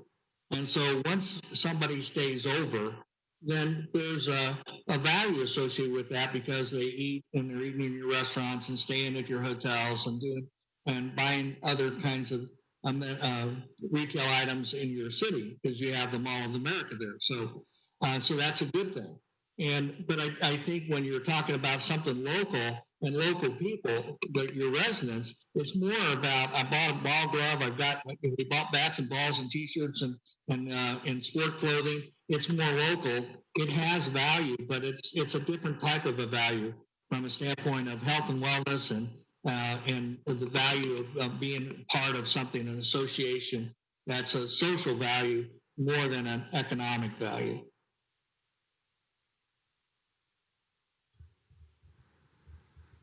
Councilmember Nelson, anything further? No, I'm good. I appreciate the information and the conversations. Actually very enlightening. I would agree. Mr. Younger, please continue. Then the next thing I talked about, can we go to the next slide? Just in your existing system right now, we evaluated your current core programs and then what are the pricing options that are available. So some are priced by age segment, some are by household status, some of them are resident to non-resident, weekend, non-weekend, weekday, prime time, non-prime. And the reason we're just looking at this is just tells us as consultants looking at the staff how well they're able to use price as a motivator to get people to use your systems. And any government agency, and many government agencies use different methods of pricing. In your golf courses, you have primetime golf, and you have twilight play, and you have a tournament fee, and you have different costs for different large bucket of balls, small bucket of ball, all the things that basically go along with pricing. And for us, we were just looking at what are those options that are available, what are you using now, and then we'll make recommendations for the future so you maximize your facilities as far as you can before you have to build new. Next slide. So this is a kind of cost recovery goals by best practices. Adaptive recreation has the widest appeal. Typically, it costs nothing to most agencies provide that at low cost. It's only when they get into trips or other things which require a higher level of care do they have some level of cost recovery. Adult athletics anywhere between 25 to 75%. Aquatics 50 to 100%. Arts and programs 25 to 75%. Golf 75 plus. A lot of people feel golf should be more than 100% self-supporting. Ice facilities typically can range based on the type of rink, whether it's outside or inside. Rentals of space because somebody has exclusive use. There's usually a prime time, non-prime time, or resident, non-resident rates. Senior programs can vary. Special events usually have the widest age segment appeal. They usually are free, and youth programs can vary. I just put these up because it's different by every park system and what they value. Our goal is to look at the level of exclusivity and that you as a council and as the park and recreation advisor and the board establish where you think that value exists based on the true cost to provide the service, which is I mentioned earlier. Next slide. Mr. Younger, if we could hold on a second, we do have a question from the council. Councilmember Beloga. Thank you. Mr. Younger, does the cost recovery recommendation that you have include capital? Yeah, it does. So typically, most of your department staff you have a lot of contracted staff or part-time staff. We do include that. In some instances, the full-time staff, it's a percentage of their salaries and benefits, but most of the time they're not leading it, they're managing it. But when we include direct and indirect costs, a portion of the salary is applied to the cost. Yes, but my question was capital, and I believe your answer was in the affirmative. So thank you. Uh-huh.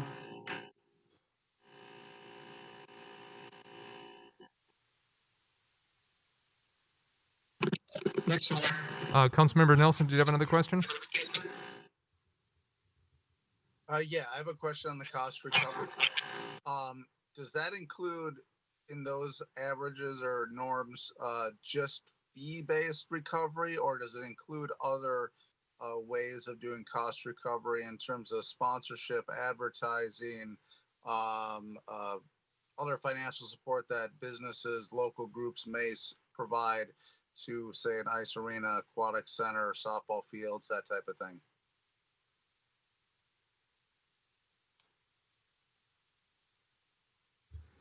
Mr. Younger?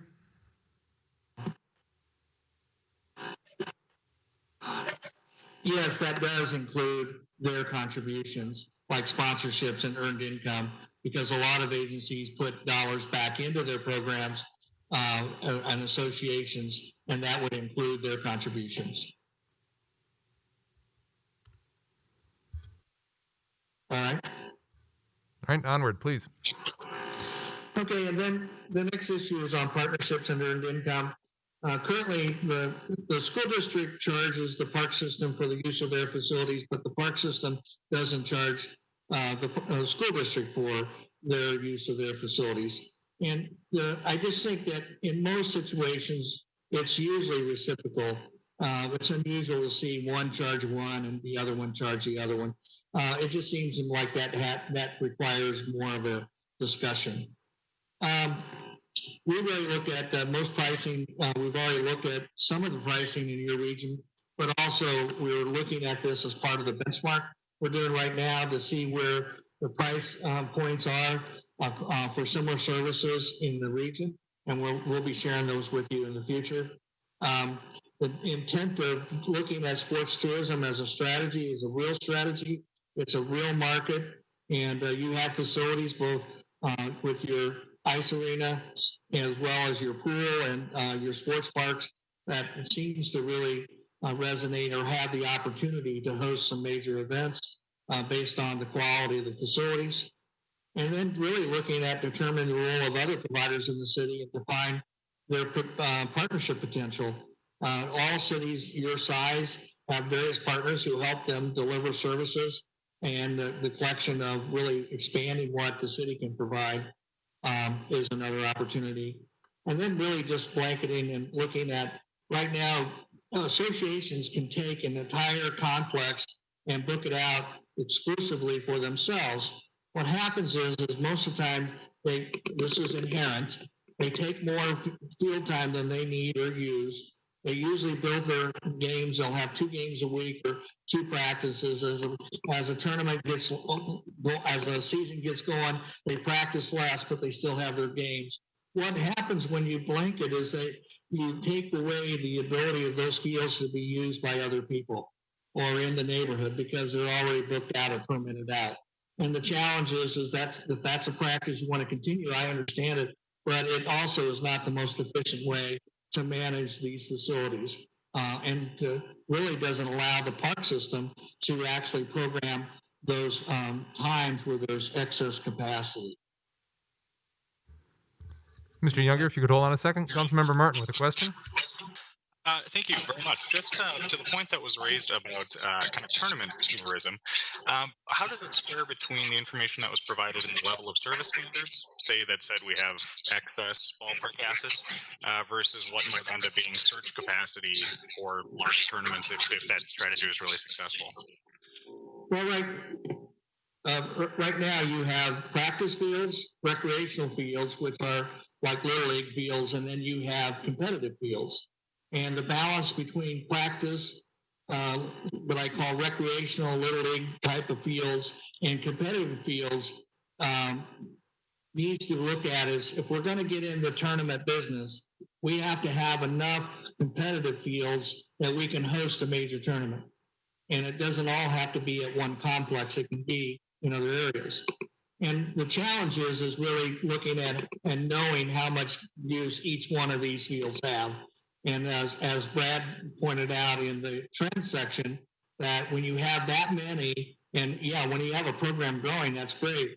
But there are opportunities that are left out. I mean, you have no cricket fields in your city right now, which I mean, cricket's still a growing sport. It's not like it's stopped anywhere, or even a cricket pitch. I'm just using that as an example. But the intent is the ability to look at and set up your facilities to be more broader than what they are currently right now.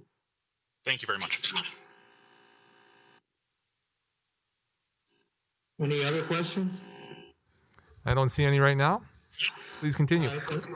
The next slide, please. Oh, sorry. Okay. I already turned it. All right. The next slide looks at a dedicated funding source is limited based on approach to land, facilities, and programs. I realize that the park system is in the general fund, but looking at typically most park systems have use anywhere between 15 and 20 different funding sources to help support their park system. And some of those are dedicated. And yeah, I think in the future, as you look at this system, we want to bring forward some opportunities to consider in terms of how the system moves forward. The park system, if it's looked at as an economic tool, really has the capability of really even strengthening the value of living in Bloomington. In my mind, you've got some great resources, and there are some core services that you're not providing right now that really could enhance livability in your community. And I think by doing and looking at the economic value, the council itself will recognize what the park system does. We already know that trails is the #1 amenity that people want, but the value of trails is such a health and wellness component, and what it does for people, and we've already seen it through COVID, and what you've said earlier in this evening, is that people are using your parks more, and a majority and a lot of those are on the trail side. And then the department is not able to keep the dollars they earn. So if they have a certain budget, if because of great programming and energy that goes up in their system and providing, if they're able to keep those dollars, it helps them to support and market more of their system to others and wider opportunities. They're not able to keep it. What happens is that it just lowers the tax side, so they're just limited by the budget. They have no ability to grow or earn dollars that then can be created to be reinvested in other types of programs or facilities that could help them in the future. And I think that that's a discussion we want to have further with the council.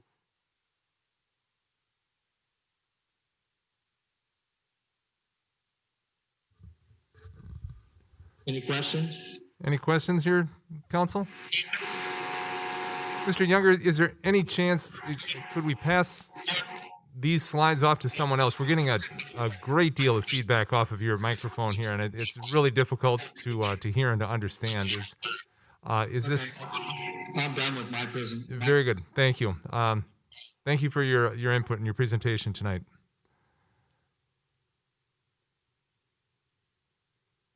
Renee, you are on mute, Renee. Chris, do you have Renee muted by chance?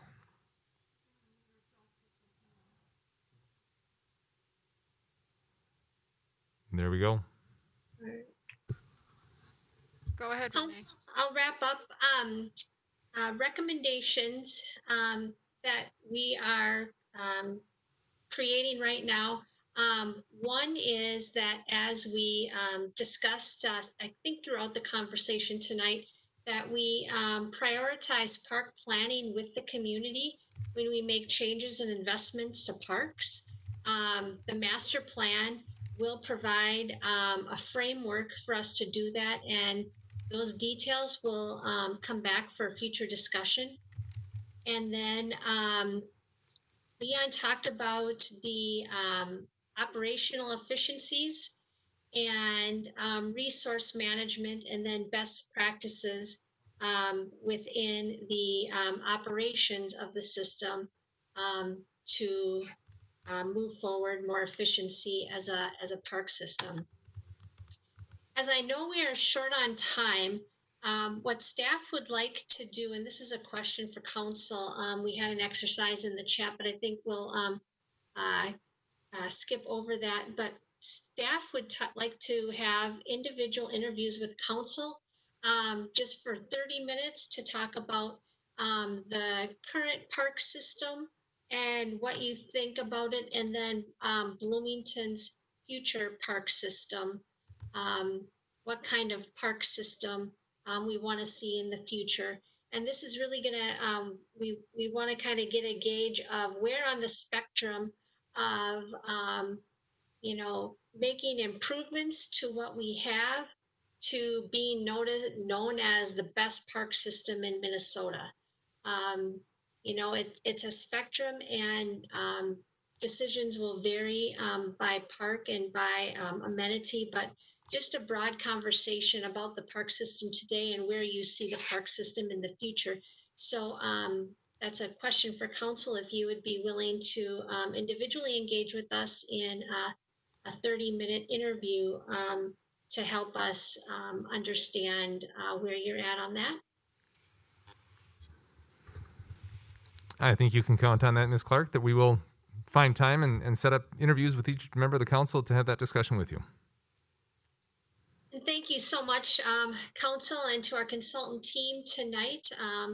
Staff will be continuing to compile the engagement findings, transitioning to developing a draft vision, mission, and guiding principles, which will be kind of the overarching framework for how we make investments in the future. We'll be doing that with more focus group interviews and engagement with our Park Arts and Recreation Commission.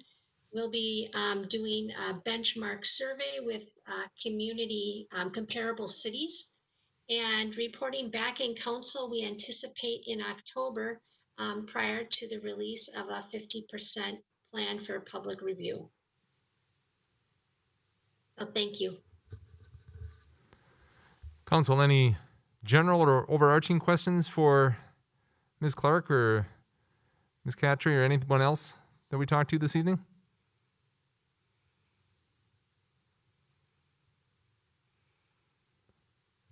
Seeing none. Oh, I'm sorry. Seeing a couple. It's amazing how when the screen scrolls, it changes here from this perspective. Councilmember Carter and then Councilmember Lohman. I just have one question, and then I just want to say thank you for all of the work that you've done on this. It's really awesome work and very comprehensive, and it's really exciting to see the progress that's been made, especially given the circumstances that we find ourselves in with this pandemic and the fact that you've still been able to do so much engagement with our community. So thank you. My question was around the engagement, and just wondering if you have any idea how successful you've been able to be getting at the renter population. I know sometimes it's a little bit more challenging, but I'm actually wondering if, because it's been a lot of online engagement, maybe it's been more accessible to more people. And so if you have that information, I'd just be curious about that. Ms. Clark? Yes, so with the help of Amanda Crombie in community outreach and engagement, we have targeted the renter population. One specifically, the blanking on the community, the Village Club Apartments. We worked with the apartment manager there who created their own flyer that was delivered to all the residents about this project, and invited them to contact Amanda to set up provide a preferred time for a focused conversation. We didn't get a big response. In fact, we just had a couple of people reach out, and we had individual conversations with those people, but they were very informative and helpful for us. And we're excited to have those new relationships there, which we're hoping to leverage again just with this project. So that's kind of, I think, the prime example of how we've reached out to the renter community. Great. So in the survey that's online, or that was online, I'm not sure, is it still active? It is still active. Yeah. Everything on Oh, sorry. Is that do we ask whether people are homeowners or renters or anything like that in that survey? I just can't recall because it's been so long since I've taken it. Brad, do you recall if we asked that question? No, we do not ask that specific question. We do ask about what zip code they live in and their age and demographics, but we don't ask if they're a homeowner. No. Okay. Thank you for clarifying that. Councilmember Lohman? Again, thank you. It's pretty complex stuff. I did shoot over my email question, so hopefully I sent that to Ann and both to you. A lot of stuff here. My final question for you is, what did you find challenging up to this point as you're kind of pulling this data together? What have been your pain points? Ms. Clark? Mayor, Mr. Lohman, members of the council, my focus personally has been on community engagement with Amanda. And then, I think the other kind of pain point is really assembling data in order to be able to tell these stories and compile the analysis that Brad and Leon's team did. I worked with the Parks and Recreation team broadly, and I think a lot of people put a big effort into compiling data about programs and services and information about the park system. Our park system inventory even, I think, was a big lift, and but important to be able to understand the starting point. So I think that was a bit of a lift.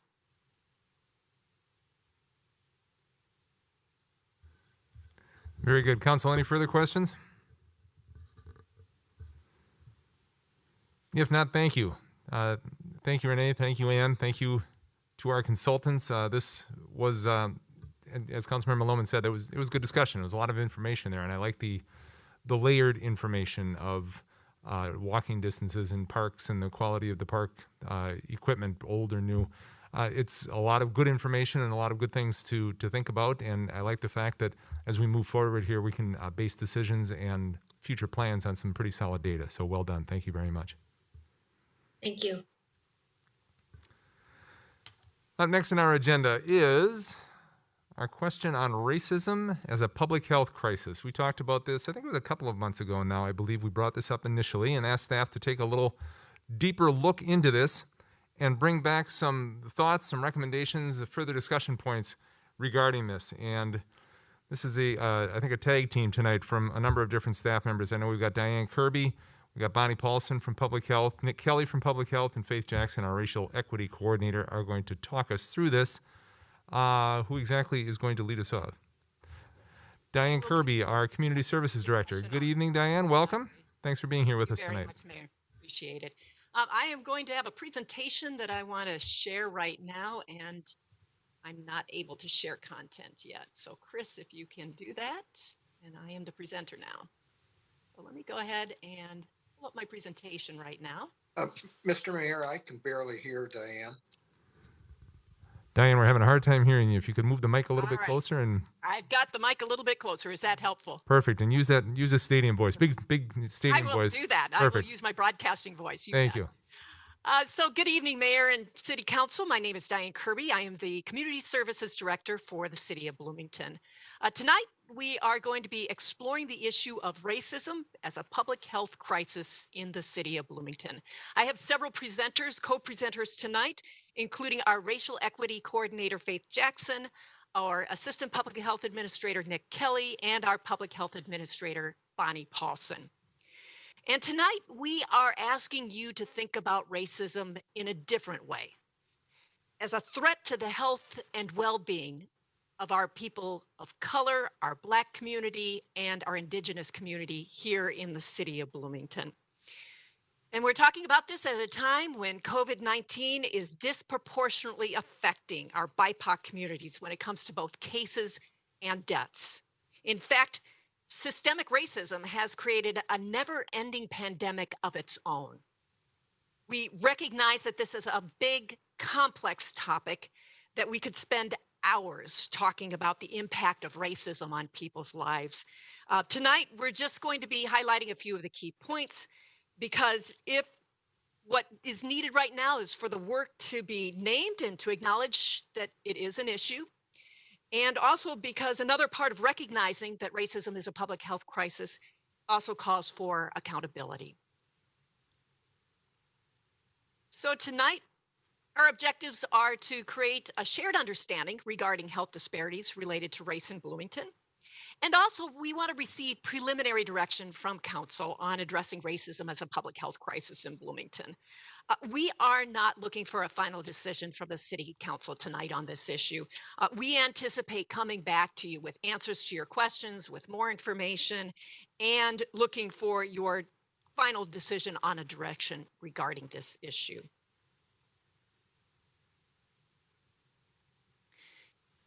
So let's put the issue of racism as a public health crisis into context. We've got a video here from the Urban Institute that maintains that in order to keep people safe, we need to address the social determinants of health. And these are the drivers of poor health that go beyond our genes and they go beyond our social behaviors. It's really the environment in which we live, work, and play that shapes our health. And I'm going to try playing this video for you now.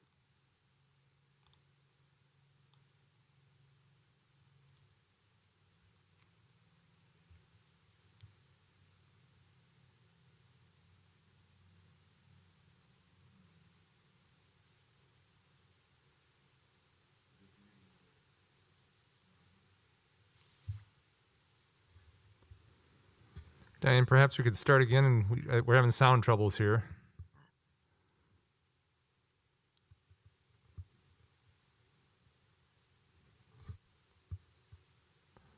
Okay, it looks like I've got it pulled up all the way. Let me see if this is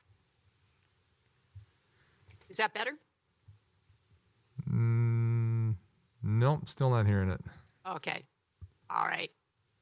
Well, let me just give you a little bit of background on the video.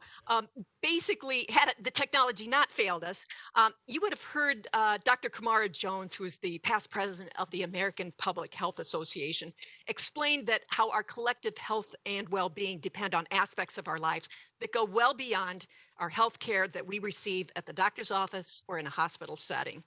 And it's about nurturing parents and caregivers. It's a strong education with dedicated teachers, stable housing and safe neighborhoods, access to good jobs that support families. These are the social determinants of health that matter as much, if not more, than our healthcare delivery system. The cliff of good health has what is called a third dimension, and that's shaped by structural forces rooted in the race, gender, and economic inequality that pushes some groups of people into poorer, sicker, and into shorter lives.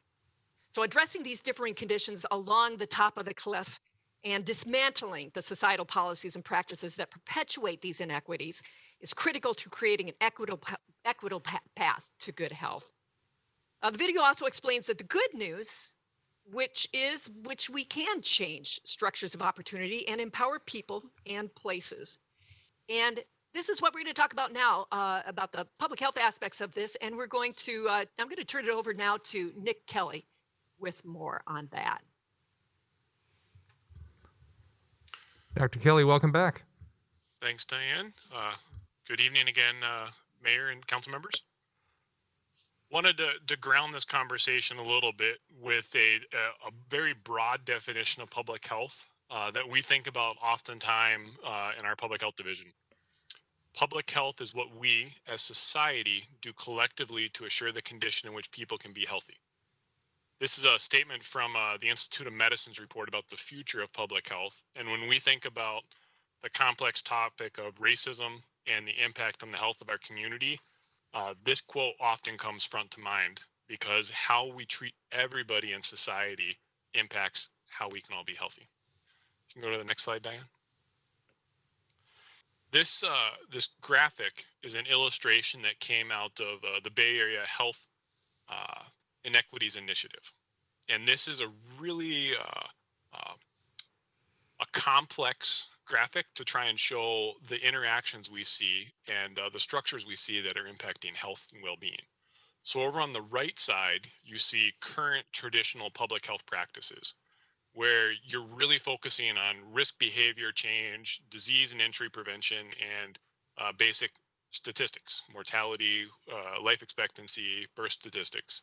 That's where the vast majority of public health work happens.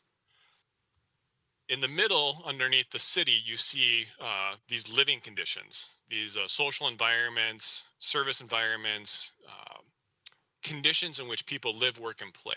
And we like to talk about these as the social determinants of health. In the last decade or so, these have really become at the forefront of how public health works, recognizing that these conditions, these covariates, really drive a large aspect of health. If you go even further to the left side, you see what on the top it calls upstream. We're really starting to see public health shifting to focus on these social inequities and institutional inequities that really drive the living conditions that then facilitate the behavior, the disease, and the mortality, morbidity data. And so the part that's circled in your graphic there is really where public health is shifting for the future. Spending more time looking at those living conditions, the institutional inequities, and the social inequities in which racism is paramount under those conditions that really allow us to actually impact the health and well-being of populations. Go to the next slide, Diane. And since we're in this COVID world, this is a graphical representation of COVID cases as of today against our population estimates for the city of Bloomington. And you'll see that race is described down there, and there's a little NH. And so one of the ways the census describes populations is they'll often do race or ethnicity alone, Hispanic, and white alone. So you see it's white, non-Hispanic, that's the NH, and we have that for Asian, Black, and multiple races and other race. This allows us to see as granular as the census data gets, with all the challenges and limitations of how the census data allows us to talk about race and ethnicity, how people are identified based on that government data structure in Bloomington. And you'll see the pretty substantial disproportionate impact in our Hispanic and Black communities, especially when you compare it to our white community, where we have 3 and 2.5 times the amount of cases of COVID-19 we would expect in our Black and Hispanic community compared to significantly less cases in our white community. This is again highlighting some of that structural disparity that we see, and you've heard me talk about before with COVID-19. I believe I am going to transition this over to Faith now. Good evening, Ms. Jackson. Welcome. Good evening, Mayor. Good evening, Council. Thank you, Nick. At this point in the presentation, I am going to very quickly highlight some of the racial disparities that we have in the Bloomington community. I won't spend a lot of time highlighting the racial disparities because I know that the Council, in previous conversations, I've highlighted these things, but I will give you a little bit of an overview of where we have racial disparities in our community, particularly some of those areas that tie to social determinants of health. And then what I'll do is I'll spend a little bit of time, a few minutes, diving deep into one of those disparities, our housing disparities. And at that point in the conversation, I'll move from sort of just identifying disparities, and I'll spend some time talking about how federal, state, and local policies have created disparities in that area. And while I'll spend some time looking at housing as an example, I want to note at the beginning of the conversation that we could do this, sort of walk through examples of federal, state, and local policies and how they lead to disparities in a number of the areas where we have racial disparities, but I'll just use housing as an example because I think it'll be a pretty clear example for the purpose of this discussion. So to start, we have racial disparities in our community as it relates to unemployment. You can see here on the screen the average rate for unemployment in the city of Bloomington at the time that this data was gathered. So these are 2018 American Community Survey estimates. The average rate was 3.5%. That unemployment rate for Blacks and Hispanics and other races is double that of white residents, and half of all Black workers and 40% of Indigenous workers have filed for unemployment since the pandemic began. And so this data is looking at those estimates from 2008, but we know that that unfortunately continues to change. Next slide, Diane. We also know that we have disparities in the area of median household income. And so you can see here in the graph that median income is around $72,000. But we see for many communities, particularly our Black and Hispanic and other racist communities, that number is significantly lower. Next slide. We also know that we have disparities as it relates to children living in poverty. And so the average percent of Bloomington children live under the age of 18 living in poverty is 9%. But we see that number is increasingly greater for our Hispanic community. So it's at 18% for other races. So these are individuals who are not classified by Asian, Black, Hispanic, or any of those races listed here. It's at 19%, and then for American Indians, it's at 24%. For our Black community, it's at 29%. And so it's important to note here that a family of four would be considered living in poverty if they made $25,750 or something less than that. Next slide.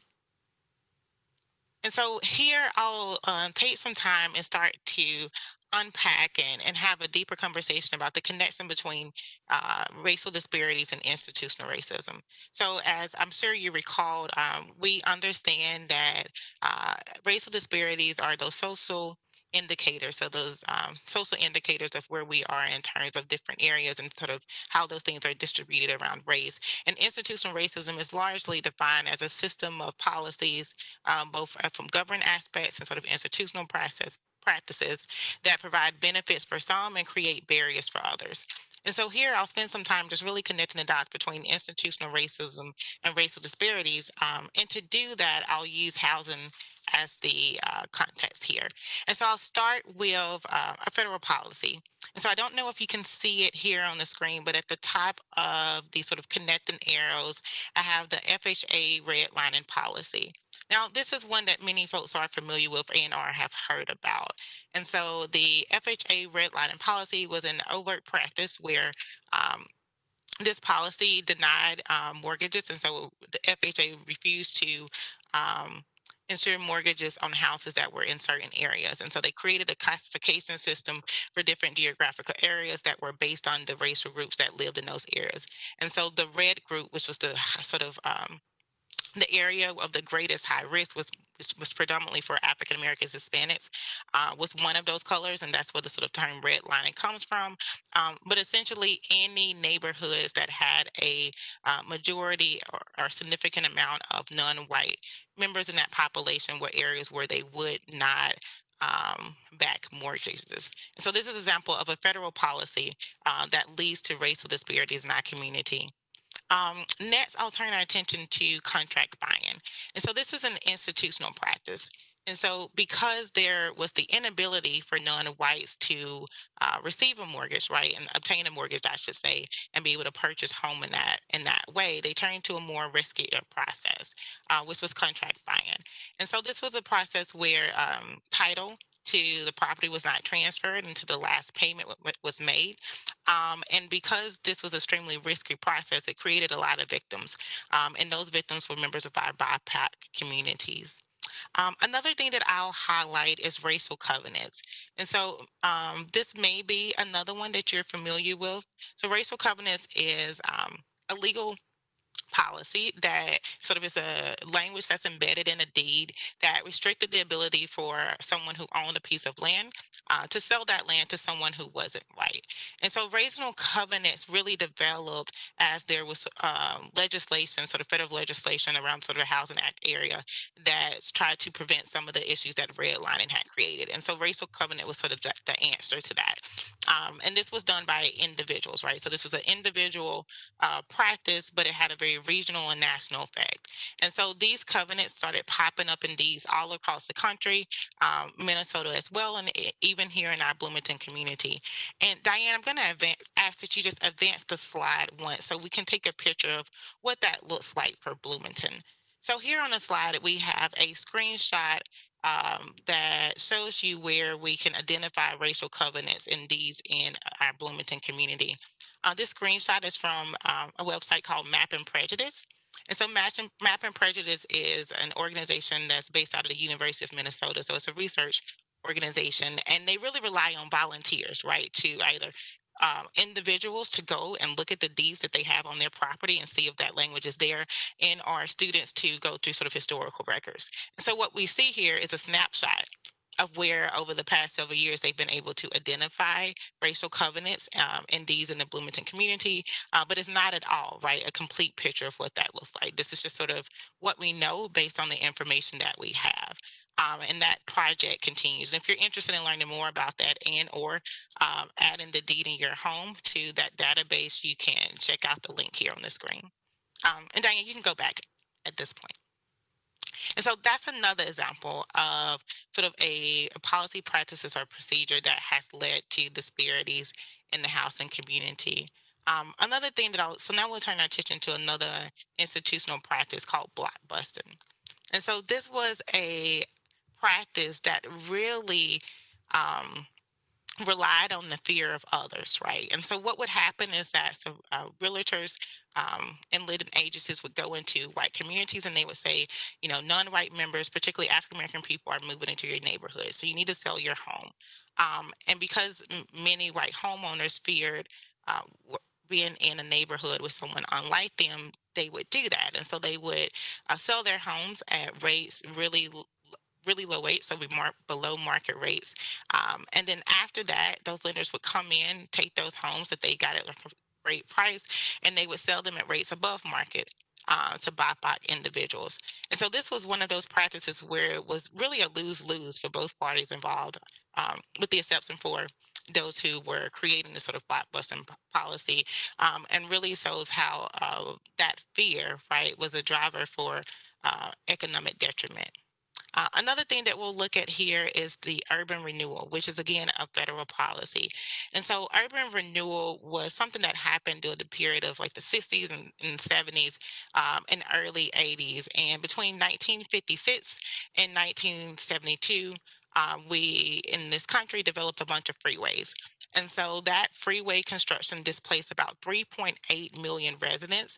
And largely those freeways were created and sort of built through BIPOC communities, particularly African American communities. So another example here, you may be familiar with what happened in the Verndale community in St. Paul with the construction of 94. And so that was a thriving African American community where there were a lot of business owners and homeowners, and that was disrupted with the creation of the highway. So that's an example of what that looked like. And then lastly, here we turn our attention to moving from the 70s, 80s to something more current. The emergence of subprime mortgages. And this is an institutional practice that really created disparities in home ownership. And so here, the barrier wasn't obtaining a home, right? But it was attaining a home and then losing that at a disproportionate rate. And so subprime lending practices really fueled the 2008 housing recession. And data both from the federal level and from institutional agencies, and then also from different research agencies demonstrate how in the Twin Cities, Black and Hispanic homeowners were targeted for subprime mortgages. Also, the data shows that high income Black and Hispanic applicants, home ownership applicants, were more likely to receive a subprime mortgage loan, even when taking in consideration sort of standard credit worthiness and any other sort of varying factor in terms of factors that are looked at in terms of receiving a loan. And so that's an example of how these institutional and federal and government and individual practices collectively create racial disparities. And what we see here in this timeline is that this is not just something that has occurred in the past, right? So it's not just looking at sort of those historical inequities, but what we see here is the system, so systematic and institutional way of racism really creating disparities in our community. And so as a result of all of those different things, here in the Bloomington community, 80% of our households, 80% of our Black households are renters, 66% of other two or more races are renters, 64% of our American Indian households are renters, 61% of our Hispanic households are renters, and 20% of our white households are renters. And so this is sort of an example of how these things come to play. And so hopefully at this point, by just spending a little bit of time here, you're able to better understand how policies, more so, more often than choices or culture, especially genes or genetic makeup, really explain the disproportionate impact that we have in our community in terms of racial disparities. And having a core understanding of this, so really understanding what are the drivers for disparities and government's role in creating those drivers, is an important part of the conversation that we're going to have here tonight. So really, we see addressing racism as a public health crisis as providing opportunities, several different opportunities. First of all, to focus on an issue that has persisted not just for decades, but for centuries. There are multiple health studies that have found that health inequities at their very core are due to racism. And racial differences are the result of decades of policies and practices and systems that have intentionally provided advantage to some while disadvantaging others. This is also an opportunity to highlight the systemic racism embedded in our society and local government, and that have created disparate health outcomes for BIPOC communities. And it's an opportunity for us to reimagine how the city could address those health disparities. This also provides the opportunity to work across our organization to spur changes across all of our sectors in the organization, including not just public health, but also housing, transportation, economic development, employment, and public safety, all with the common goal of shrinking the health gap between our residents who are Black, Indigenous, and people of color and our white residents. We also see this as an opportunity for you to engage your boards and commissions to help manage this workload for you as a council. And we also see it as an opportunity to collaborate with our community partners to address this issue. Just this past week, 2 local health organizations submitted letters of support for declaring racism as a public health crisis and facilitating a process to address it. Those 2 organizations were Health Partners in Clearway, Minnesota. As one of those organizations said, no one individual or organization can do this work alone. And then finally, we see this as an opportunity to work on our data analysis and data gathering. The city's ability right now, as you've heard before, to track impacts by race is limited by our current systems and structures. So revamping our data infrastructure would allow for more consistent and transparent reporting by race and ethnicity, which is really vital to this work. So in the memo that we shared with you, we put forward 3 options for addressing racism as a public health crisis in Bloomington. These are by no means all inclusive, but these are 3 options that we put forward, and certainly we can certainly work on variations of these as well. But let's talk about the 3 options. First option was what we call the status quo option. Basically, this is continuing to address racial disparities through our existing public health efforts and the strategies outlined in our racial equity business plan. We would forego any new commitments or investments in addressing racial disparities until we've made progress on our internal workforce initiatives and goals that are internal to what we're doing within the city organization. Option number 2 is what we call expand the work. So in addition to continuing to address racial disparities as listed in option number 1, you make a commitment to address the underlying causes of health disparities and direct staff to work across departments to tackle racial disparities in the social determinants of health.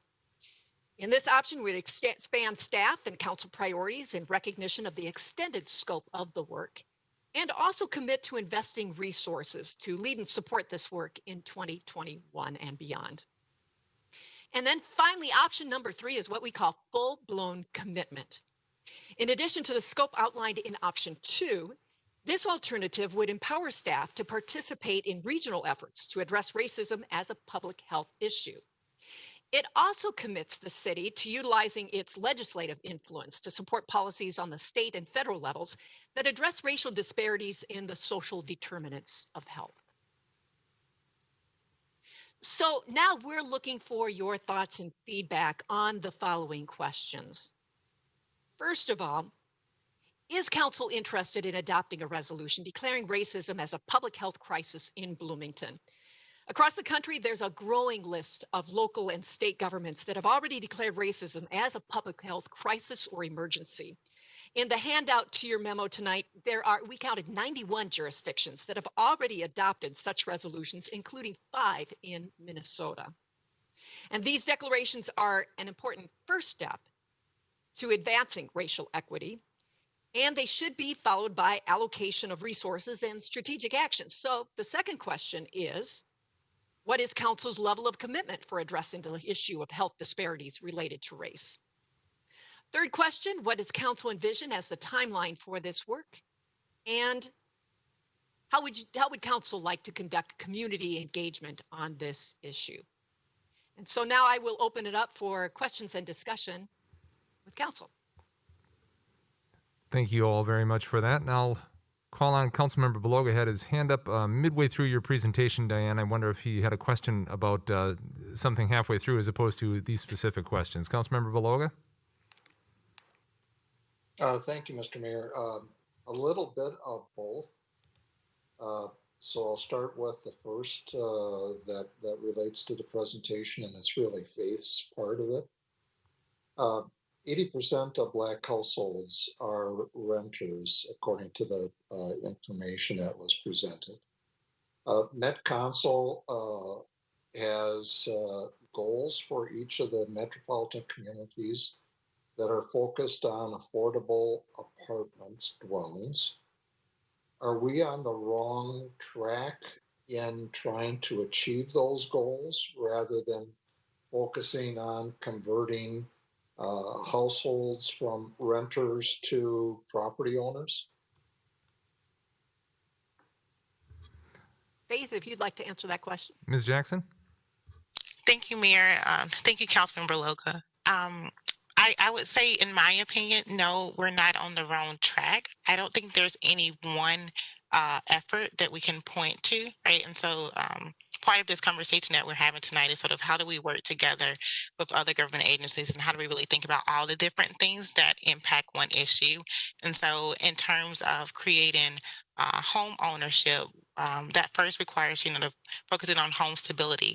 And so home stability is different from ownership. So just making sure that people have housing and they're stable housing, and that there's sort of affordable housing from that. And then sort of thinking about how do you transition, right, from being able to have affordable housing and have an apartment or some sort of affordable rental property to then home ownership. And we know that there are many barriers that are in place with that, right? So thinking about some of the things that I talked about in the presentation, and those have created other barriers, particularly in areas of credit worthiness and things of that nature. And so there are many different avenues for addressing that issue. And based on what I know about what the city is engaged in right now, I wouldn't say that we're on the wrong track. I would just say that there are many different ways to really solve that problem. Thank you. A difficult question. I understand that. So just wanted to get your views on it. I think this goes to Diane probably, but I'll leave it out there. Both the state of Minnesota and Hennepin County are among that list who have declared racism as a public health crisis. What funding have they put to that issue, if any, at that time? And Mayor and Councilmember Beloga, I believe on the state level, it was the House of Representatives. And in terms of funding, we can look into that and get back to you on that question. And more importantly, what funding would they be providing to communities such as Bloomington? We can look into that. Okay. Another one is how does public health work with Medicaid to address health issues within the city? And we'll hand that question off to Nick Kelly. Dr. Kelly?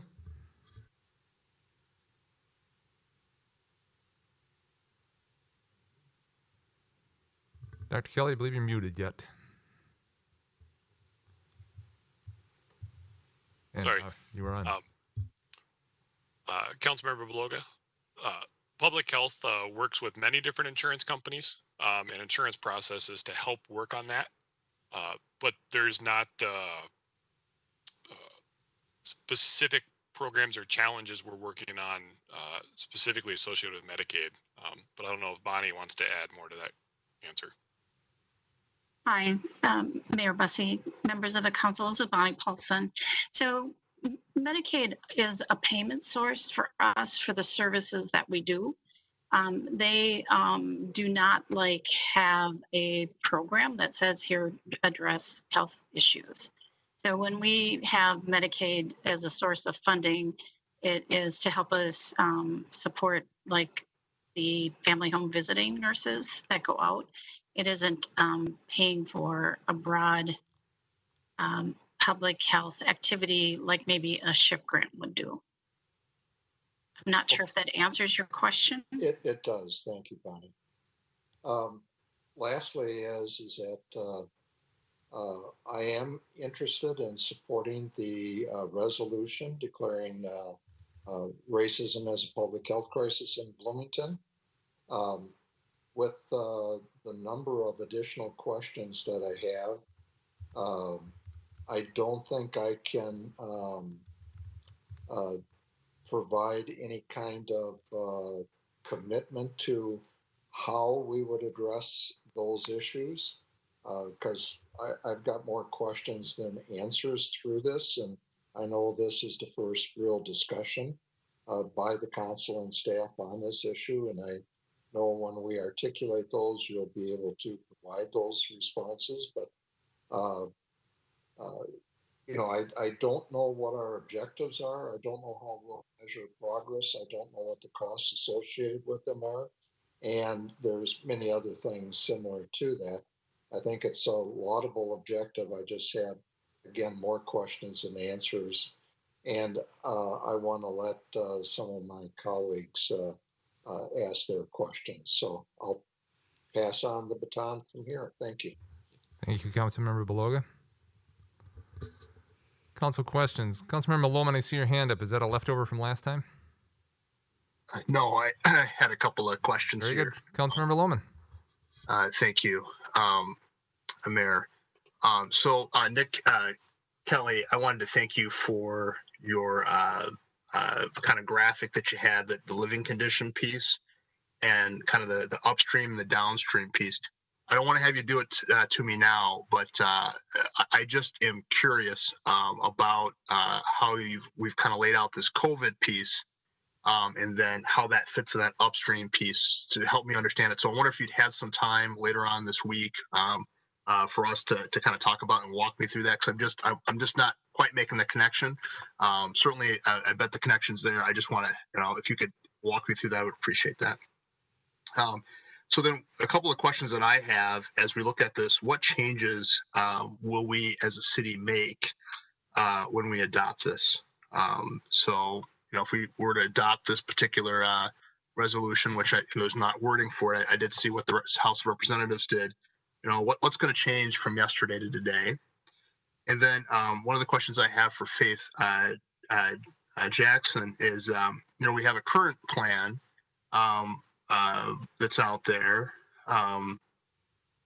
Does this compete at all for resources? If we do both of these things, help me understand how, from a resource standpoint, this would work if we were to implement this, because everything we try to do, I always think we want to do it excellently. So if you can help me do with that, and then I've got some follow-up questions based on your response to that. Faith, would you like to address the question about the resources piece? Yes, thank you, Diane.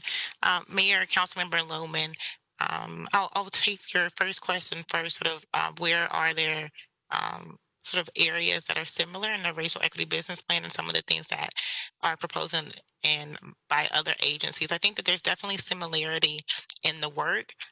The difference is that the racial equity plan that we have right now is focused on those internal drivers, right? So what are the things that we can do that are within our sole control, and really focuses on building up our internal capacity to understand ways that we can help to address institutional racism.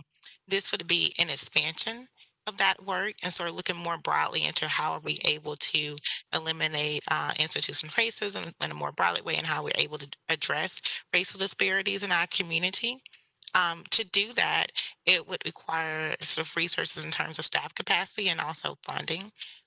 Right now, the work that we're doing in the city of Bloomington directly to implement the racial equity business plan is coordinated by myself.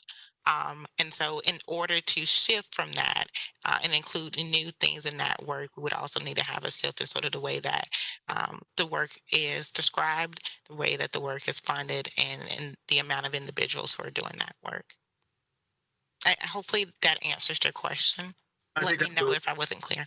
No, I think you're very clear, and I think we're now getting into the part where I have a question about that. So we're now talking about two separate commitments, one that's kind of external, and the other one is kind of both, right? It's both internal and external in terms of what we're doing. And, in some ways from this, we have our strategic priorities. We got 6 of them or 7 of them now with the new transparency piece. And we've certainly done put some of our resources behind those in differing respects. And so when you talk about that from a resource perspective and a capacity standpoint, given that we are kind of sliding into, whether it's fair or unfair, we're kind of sliding into a budget situation where this is certainly a priority. Help me understand from a resource capacity, and maybe you don't have the answer to this, what that looks like when we're doing both of these initiatives, because these really do sound like two very comprehensive resource things. And what would that take to kind of get these done and done excellently, and not just kind of done poorly? Help me to kind of understand that. And Mayor, Councilmember Lohman, I'll start with this, and I think Nick and Bonnie will be able to expand more on this. I think this is all about aligning the work that we're doing around racism as a public health crisis, around the social determinants of health. So it's bringing the work that's going on across the organization to look at those social determinants of health and to try to address those. And Bonnie or Nick, did you want to say more about that?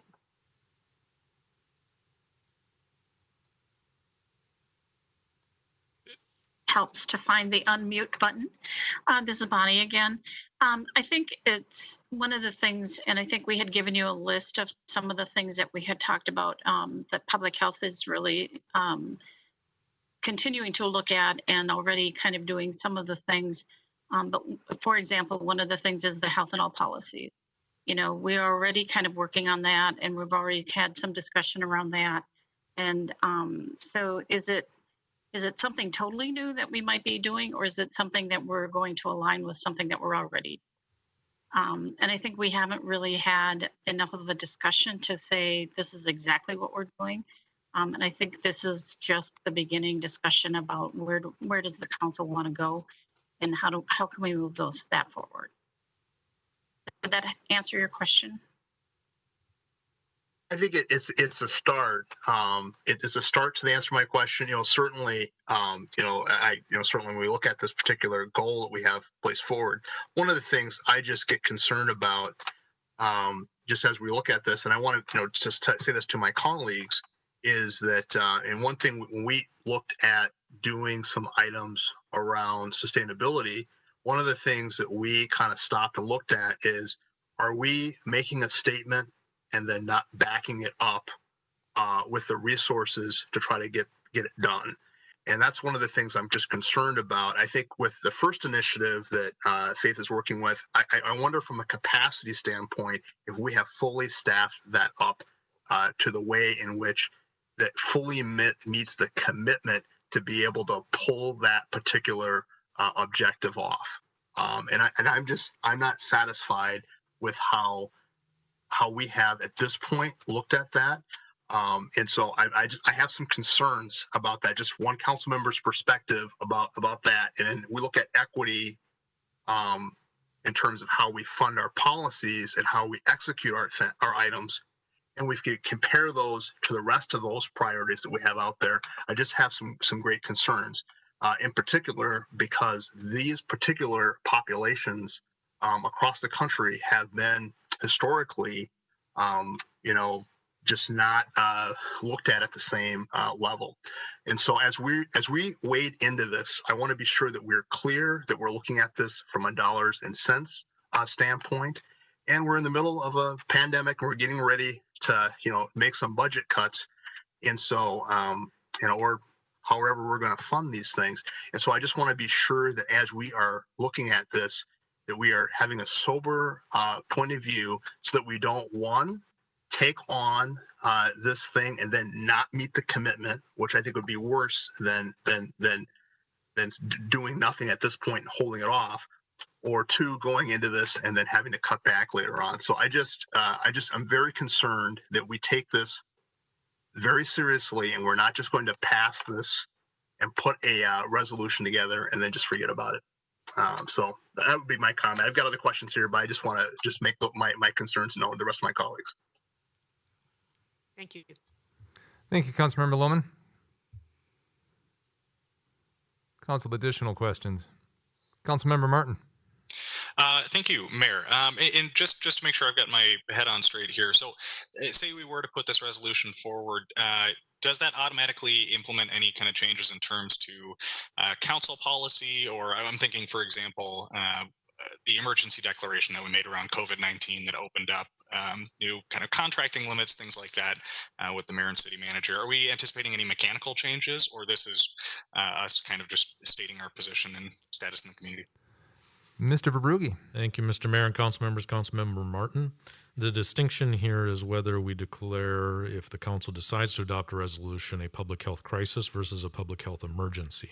So we are very intentionally using the word crisis because emergency would connote different actions, and our legal staff has looked at that about what an emergency declaration would be as opposed to a crisis.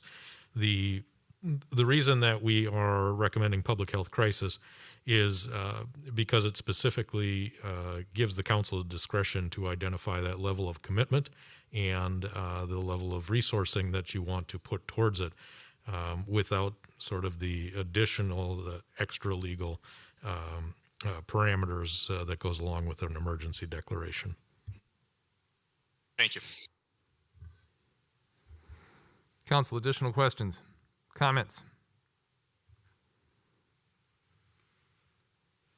I'd be happy to weigh in on the first question. Are interested in adopting a resolution? I personally would be interested in adopting a resolution declaring racism as a public health crisis in Bloomington.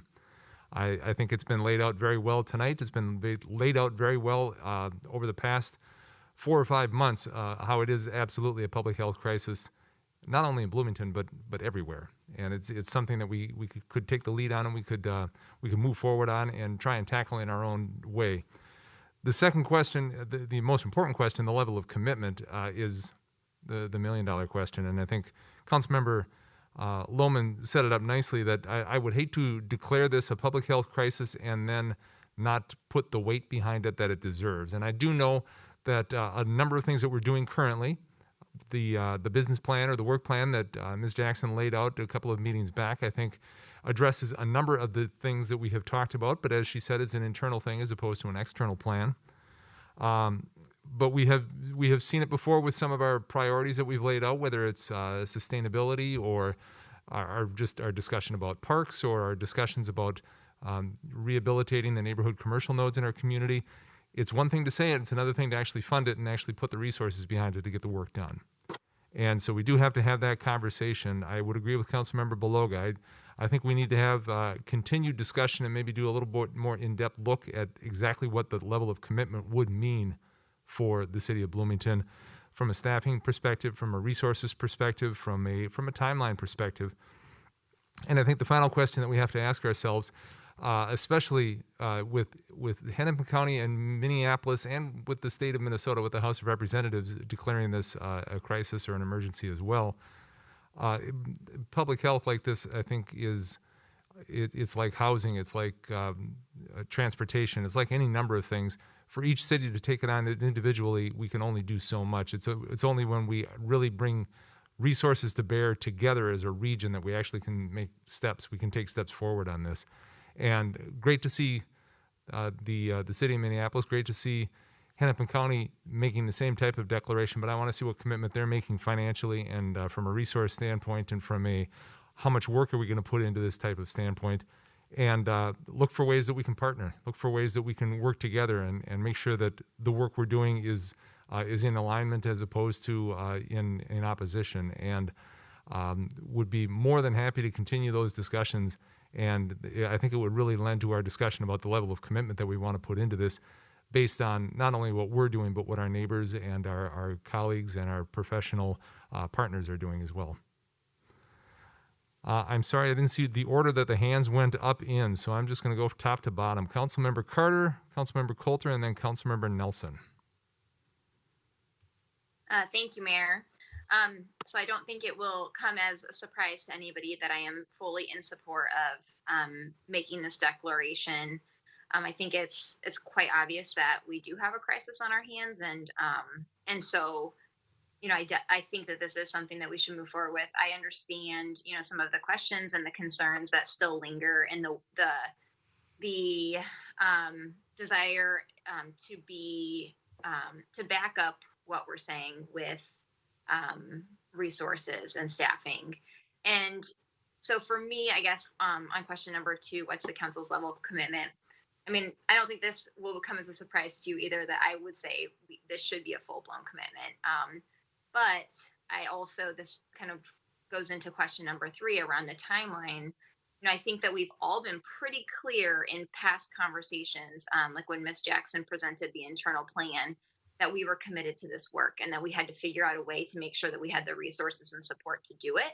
And so maybe year 1 is really a strong focus on internal and continue to do the good external work we're already doing. I mean, I kind of see this as an opportunity for us to have an umbrella, right? Kind of an umbrella strategy over the internal and the external work. Because, I mean, we have to be realistic. This work has not just been internal, right? We've been asking equity questions in all of the work that we're doing. And then for me personally, having a public health background, working on issues like social determinants of health, I mean, we've been saying for years that Minnesota is often cited as one of the healthiest states in the country. But then when you look underneath, when you dig deeper into the data, we have some of the worst health inequities. And we just cannot keep passing the buck, right? We can't just keep waiting year after year to do something meaningful and substantial about this. And quite honestly, this is why I ran for city council in Bloomington, because of the inequities that we have in our city and the intersections across all of the issues: housing, transportation, jobs. I mean, you name it, parks. It all these are intersecting issues that impact people's ability to live healthy and well and have access to opportunity. So I would say this is not like a yes. These are not yes, no questions for me. I mean, I think we've just got to move forward with this, and it's more about a timing issue and then how we resource the work. And some of the work might not take a lot of resources. It might just be changing a practice or a procedure and doing things a little bit differently. Creating the co-ed division was a great example of how to do things differently. And it may have just been a reallocation of resources. And so I think there's just kind of a lot of gray space and a lot of unknowns. So I appreciate the acknowledgement of some questions and concerns, but I just, then going to question number 4 around community engagement, like our community is telling us that they are tired of waiting on these issues, whether it is the Latinx group or the African American Leaders Group or BARC, you know, the Bloomington Anti-Racist Coalition, or white allies coming out from all over our community sending us emails. We're hearing it from our community. So I don't think that we can always do more community engagement, but I also want to respect the fact that we've been hearing from our community. Councilmember Coulter. Well, thank you, Mr. Mayor. And first of all, I want to thank Diane and Faith and Bonnie and Nick for the presentation. I think it was really, really detailed and informative. And I excuse me, I think it really gives us a sense of the numbers and the history of real decisions that folks sitting in our very seats have made that are behind the story. And I think to the points that have been raised about resources and timelines, I think those are absolutely important questions to ask. I think those are exactly the things that we need to be talking about, so that we are being clear about how we're taking something which can be a sort of really big and nebulous idea and turning it into something that's actionable, turning it into something that we know what steps we're taking to address these things. And I also want to thank Councilmember Carter for taking the initiative on this and encouraging the conversation. As Councilmember Lohman mentioned, we have a strategic priority, and in fact, it's been a strategic priority since before I and others were even on the council, specifically dedicated to equity and inclusion. And while I try not to speak for other council members, I think there was a reason for that. And we know that inequity and exclusion, in this case based on race, harms our entire community. And I think it's our job as city council members to address those things that cause those harms. And I think it is important for us to specifically name that, yes, racism is a public health crisis, and to commit to, as I said, actionable steps to address it. And I think what we've seen clearly is that we not only know now, but have known for quite some time that racism does impact people's health. And, one of the things is, obviously I and others have had a lot of conversations about race, particularly over the last few months. And it's been, I think, sort of running as a theme through other comments that have been made tonight, but I think it's something we need to be very clear about. And that is that it's really easy for folks to sort of fall into the trap of thinking that racism is only overt, right? That racism is people making racist statements or explicitly taking action to harm others based on race. That racism is only intentionally racist people doing intentionally racist things. And I think that kind of thinking has held us back for a really long time. And it is continuing to hold us back from really getting at those harms that I referred to. Because the reality is that any system, any set of policies that results in different outcomes for white people than for folks who are Black, Indigenous, and people of color is racist. whether that comes about intentionally or not, that is the case. And I think we do need to explicitly commit to enacting policies and focusing or refocusing investments to that, to addressing that very issue. You know, as has been mentioned tonight, Bloomington is only becoming more diverse. And we simply cannot afford to ignore these roads that lead back to racism. And that's only going to become more true in years to come. And I think moving forward on this declaration, which I obviously do support, gives us the intention, it gives us the focus, and it gives us the direction to do what we have to do. And the final point that I just want to make is that I think we also need to think about how racism as a public health crisis extends sort of beyond policies and investments that fall under the umbrella of the Bloomington Department of Public Health. You know, as Faith so expertly laid out, we know that issues like health and housing and income and job security and transportation access, they all intersect and they all very much determine each other. And, you know, we have talked about examining policies and issues through the lens of racial equity.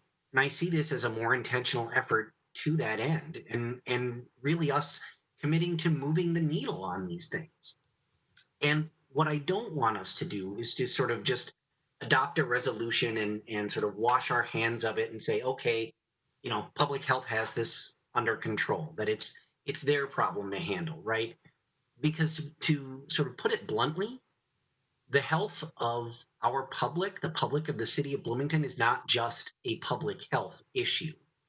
And, you know, I and others have raised other issues that we know will help in addressing these racial equity issues and the same health inequities that we've talked about tonight. And I think we need to commit to moving those conversations forward as well if we're going to put some teeth behind this resolution.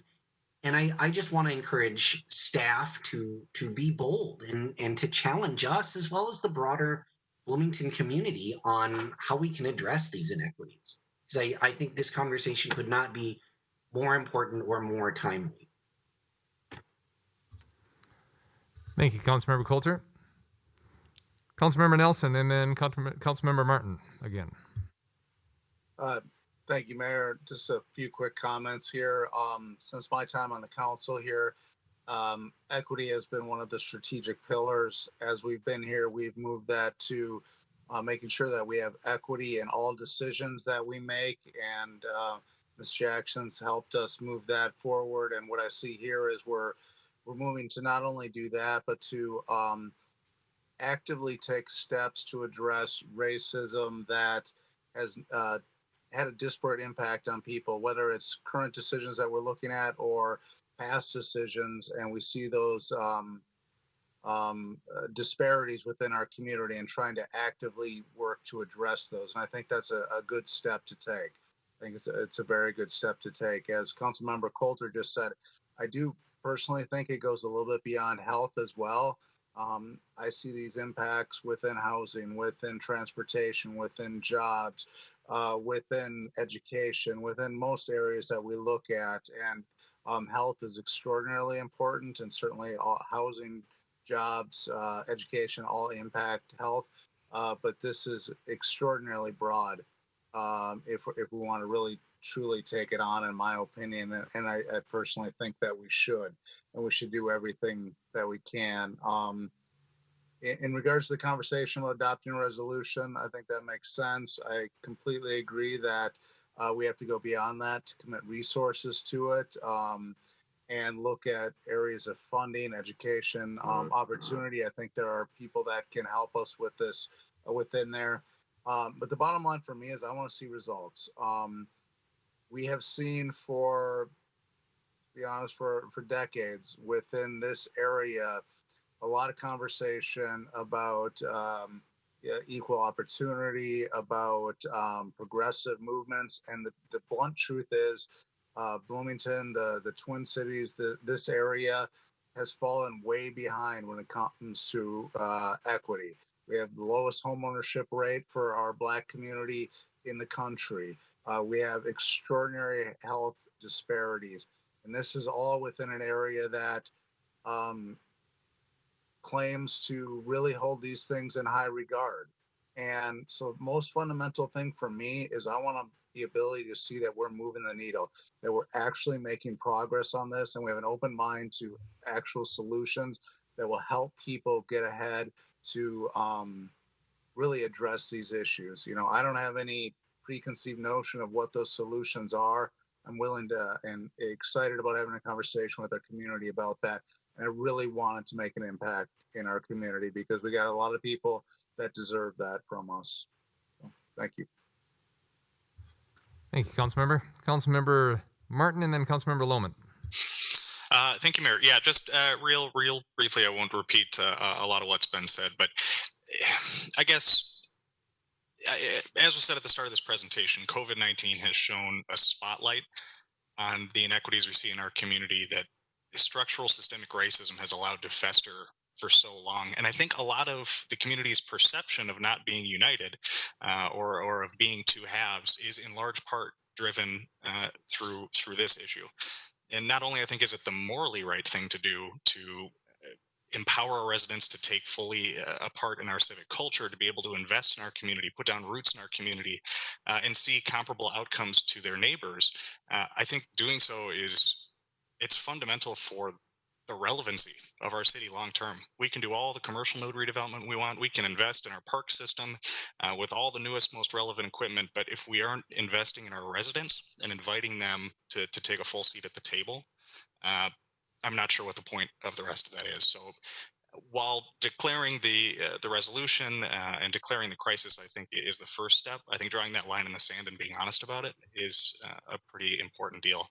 I guess specifically to question number 2, I do echo, as this moves forward, I would love to see more specific measurements around how we are going to look at progress in these areas and hold ourselves accountable and allow the community to hold us accountable. And to the mayor's point that was raised earlier, how do we measure our success in this area, considering that we're one city embedded in a very big country that's reckoning with this at this moment? How do we see how we're moving that needle in that context? And yes, I would say for level of commitment, I would say I'm kind of between options 2 and 3 at this point, only because we haven't gotten the recommendations back from the Budget Advisory Committee, which gives us a good idea of what we need to do this year. I know other council members have brought up perhaps it's more an internal and setting up our infrastructure internally for this year. But then this recovery is going to take a while. So how can we set expectations with the community of here's how much we're able to dig in again to hold ourselves accountable. But yeah, finally, I would say with the issue of timeline for this work, and I've raised this before in previous meetings, I think something like this is a perfect Venn diagram between our discussions like health and all policies and our equity and inclusion work. And I think we can flesh out a lot of these metrics as we dive into our next strategic planning process. And I think that's where we can really have some kind of nitty-grittier discussions about where do those overlap and how can we communicate that to residents more broadly so that they can measure how we're stacking up on that. So I guess it don't need it tonight because I know staff has a lot of huge initiatives on their plate, but just kind of a timeline on when are we going to take a look at revisiting our next 2-3-year strategic plan? Because I think if we're going to move forward on this now, the public's going to want to know when they're going to hear more specifics about what this looks like over the next few years. So, thank you. Thank you. Councilmember Lohman? So just as quickly as I can, I can't support this until I know what the resources allocation looks like. I'd like to see that discussion take place before any declaration of this resolution takes place. I think the devil is in the detail, and I need to know what those details are going to be. If we're going to make a commitment around this, I want to see what it is on paper, and I want to be clear what that commitment looks like. If we're going to push this off, that's fine, but I just want to know what that commitment is prior to us moving forward with this. I think it's in concept, looks good. And certainly I think that the rest of the council is interested in this, and I certainly have an interest in this, but I want to just be sure that we're talking about details. We're talking about dollars and cents. I think this has particularly been one of our priorities that has not necessarily seen the top part of the priority list. So just want to put that out there for my colleagues to consider. Thank you, Councilmember. I think that's a fair statement on your part. I do hear, I think, 6 folks very much in interest of adopting the resolution or adopting a resolution and moving this forward. And then I think it's back to staff then to fill in the rest of the blanks that we had questioned, the questions 2 through 4, try and get some more information, the levels of the commitment, what it would be from a dollar standpoint, what it might mean in terms of existing programming from year 1 to actual expanding program in year 2, however we want to set it up. I think a more detailed plan in place, I think, would make sense as we start to continue to move forward on this. But I have heard a majority of the council say they are certainly interested in adopting a resolution of some sort declaring racism as a public health crisis in Bloomington. Mr. Mayor and council members, we will go back and provide some additional response and context to the questions and the conversation that we heard this evening, and we'll identify a target date for bringing this back for more conversation with the council. Very good. Thank you. Thank you to staff. Good presentation. Thank you to council. Good discussion. And with that, we will move on. And move on to our next agenda item, which is consideration of amendments to rules of procedure, something we've been taking on bits and pieces over the past few meetings to try and get through these. We've been talking about these for a while now. And, I'm sorry, Diane, do you have another couple of slides for us here? Or? Actually, this just reiterates what you just, how you summarized this. Perfect. Basically, we were just, go ahead, do more research, identify issues, resources, potential implementation timeline, and then come back to you for. There I go, getting ahead of myself again. I apologize. Sorry about that. So. Thank you very much. And again, thank you to staff for the presentation and the good work that you put into this so far. Thank you. You're very welcome. Thank you. Now, if we can move on to rules of procedure.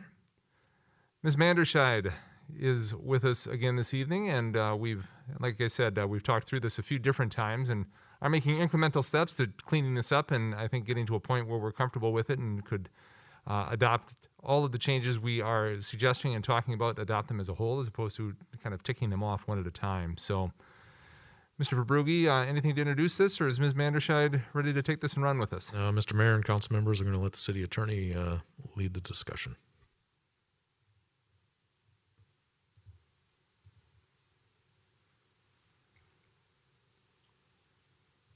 There we are. I believe you're unmuted, Ms. Manderscheid. Good evening and welcome.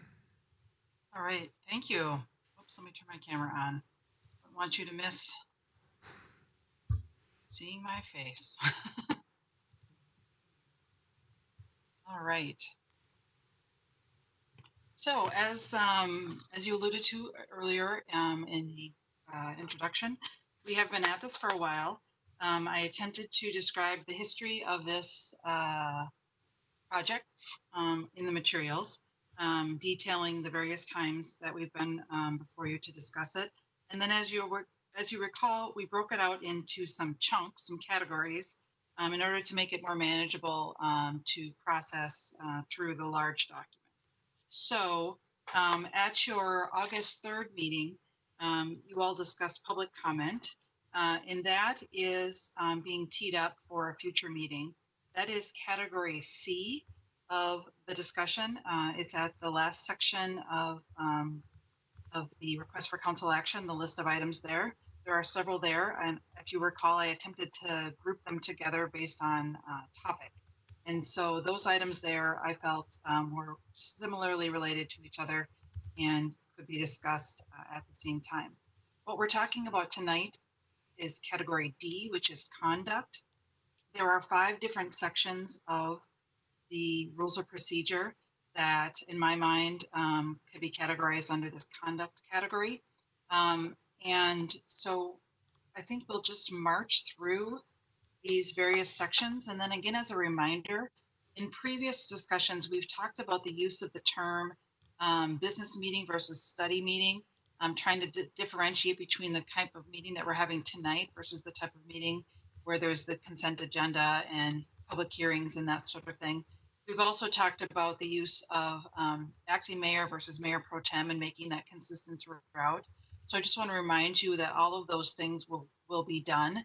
I know that there are things that need to be cleaned up in these sections because we are talking from the December 2019 version of these rules and those very introductory edits that we used to start this discussion. So I just want you all to know that I know that those edits need to be made yet. And so I won't be drawing our attention to those, but you will see them along the way. So without further ado, I think we can move to code of conduct unless there are any other questions before we get started. I think just a clarifying question, Ms. Mandershire, what page are we working on here? And I appreciate now that the entire packet is paged in order, which makes life a lot easier. So which page number are we working off of here? Where are we starting with code of conduct? All right, I've got them all ready for you. Perfect. This would be page 88 of your packet and page 14 of the rules. Got it. Thank you. All right.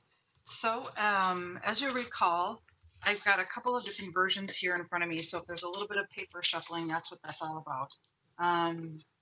So with regard to code of conduct, it talks about principles that govern the conduct of the mayor and council members during the meeting.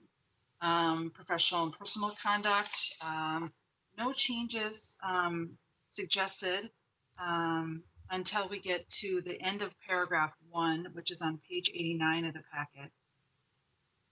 And I believe that this was a suggestion, a clarifying suggestion.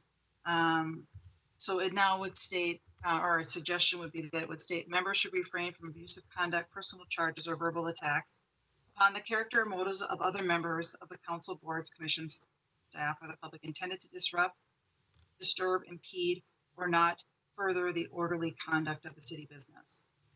There have been some case decisions on this particular topic. Those of you that have been in local government for a while can probably remember within the last 20 years or 10 years in particular, some real heated discussions during city council meetings among members. And there were some guidance that came out during after that, as well as some decisions. And so the language here is intended to focus on the orderly business of the meeting, and that efforts to disrupt the orderly conduct of the meeting will be problematic conduct of members. And so it's the act of prohibiting or thwarting the progression of the city's business that it needs to conduct. So really just clarifying, but that's the nature of the edits. If I could, Ms. Mandershire, I mean, is it nitpicking to say that, yes, I agree, we want to maintain the orderly conduct of the city's business, but I think it's also to maintain the order and decorum of the council meeting, is it not? Is that addressed elsewhere? Because I'm just seeing this, a verbal attack upon the character and the motives. Yeah, I can see where we want to keep the meeting moving, but it just shouldn't be done anyway, because it shouldn't be done anyway. Mayor members, this particular section refers to the mayor and council members, the code of conduct of the mayors and council members.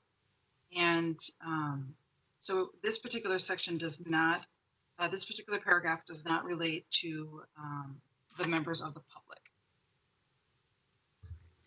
No, understood. And I would even hold the elected officials in the room to a higher standard than members of the public in the room in terms of not personal charges or verbal attacks upon the characters or motives of the members. I don't know, just a thought. Yes, I get your point. The other thing I'll point out is that I removed the and replaced it with an or. Again, that's lawyering, but I didn't want there to be, I didn't believe that the intent was to require all of those things to be required, but rather any of those things. So just a minor drafting change. Any other comments on paragraph 1 before I move on? Councilmember Beloga. Thank you, Mr. Mayor.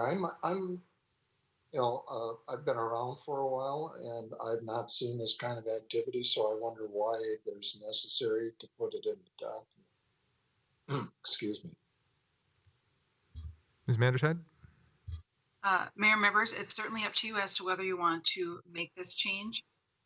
I think that my effort here was an effort to focus on the disruption or the impeding of the orderly business, and not just that people are being disruptive. Again, It's focusing more on the effect of the conduct as opposed to what the conduct could be perceived as being. One person finds it's disruptive, the other one feels it's important contribution. So again, it's a suggested edit that I had put in there back in December. I can certainly get back, and refresh. I can review the discussion from that night to see if there was more that that led up to that. But it's my recollection that that what I described was the reason for that change. Well, Mr. Mayor, the reason I ask is that one of the items we had at the last discussion is that our rules of procedure are quite lengthy. So now we're adding more information that makes them longer still. And since we don't have a history of this as an issue, I'm still asking that same question of the validity of putting it in there. I heard Attorney Manderscheid say that she would review it, and I will let her do that and ask for now. Sure, I'm happy to provide a little bit more content on that. I was just looking, paging over to the mayor's handbook that's produced by the League of Minnesota Cities to see if there's anything that jumps out here that may have merit to mention. Yeah, again, just a focus on conduct.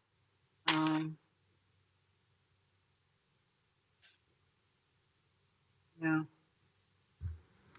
Could I suggest, as Councilmember Beloga suggested, and as you suggest, maybe looking back and see what the discussion was in December that maybe led us to move this direction. That's the trouble with trying to do things 8 months later. You kind of forget the context that we actually talked about. I understand that. But if you could do that, maybe we could address that again in the future. Sure. Yeah, 8 months in a day. To the day. Perfect. Yeah. All right. I will double check that. Thank you. you. Mayor, if I could just mention one other thing too. You are up next, Councilmember Lohman. Thank you, Mayor. So just another thought too, as you're looking, if there's a way that Robert Rules of Order handles this, that may be another way out of placing it in the document. So just other ways of just trying to deal with this conduct. So if it's in Robert Rules, why don't we just use that unless we need to have it explicit here. Sure. I will double check that as well. Thank you. Okay. All right. Moving on to the next paragraph, if that's all right. Please. Just a very minor change to add data practices as well as the open meeting law. Just stating that the requirements of both of those acts apply to members' conduct during the meetings. Any comments on that? Any comments on that? I think that makes good sense, just to make sure that that's officially in there. I don't think Data Practices Act was probably as major of an issue as it is now when this was first written, so it makes sense to add it in there. Yep, I would agree. And Ms. Manderscheid, we've lost your video here. I think you've frozen up. Yeah, it's frozen up everything on my end, but I can hear you all just fine. So I'm going to keep talking. Okay, we'll continue then. Very good. So that's okay. Paragraph 4, this relates to confidentiality of information, relates back up to the Data Practices Act as well as attorney-client privilege, and stating very specifically that disclosing confidential or otherwise not public data is a violation of the rules of procedure. That was missing in the document, so I wanted to add that. Again, seems like a good clarification unless anybody has issue with it. All right, onward. All right. And that is it for the edits suggested for section 19. Are folks comfortable moving on to central policy, section 20? I believe so. All right. This is, again, just some cleanup related to Roman numerals. And then on procedure here, moving on to page 91 of the packet and page 17 of the rules, under section C, procedure. The first paragraph, 1, it came to our attention that it was silent as to what should happen if the mayor is the subject of the requested censure. So I wanted to make that clarifying change, and that's the nature of this. Again, as I mentioned previously, the mayor pro tem reference will be made consistent throughout the document. There's a reference to it here. But again, just a clarifying sentence to address that particular possibility. Councilmember Coulter. Thank you, Mayor. One thought that I had just as I was reading through this, and this is just based on the experience that we had towards the end of last year when this happened. I wonder if it might be worth considering having the Rules Committee appointed just sort of as a general rule, pun not intended, just because it would seem to me that by doing so, it eliminates the appearance of or even potential actual conflict of interest. If a less scrupulous mayor, for example, thinks, oh, I've got someone raising a censure against me, I'm going to make sure I appoint people that I know are going to vote a certain way to the Rules Committee, I think that could be an issue. So I wonder if it's worth just stating sort of at the beginning every 2 years or so, say the mayor appoints a Rules Committee as an existing body to sort of eliminate that appearance. I think that makes good sense to appoint a standing Rules Committee for a 2-year period and just have that in place. I mean, considering the single time that I recall it ever being used, I think it's not that onerous of a committee or of an appointment.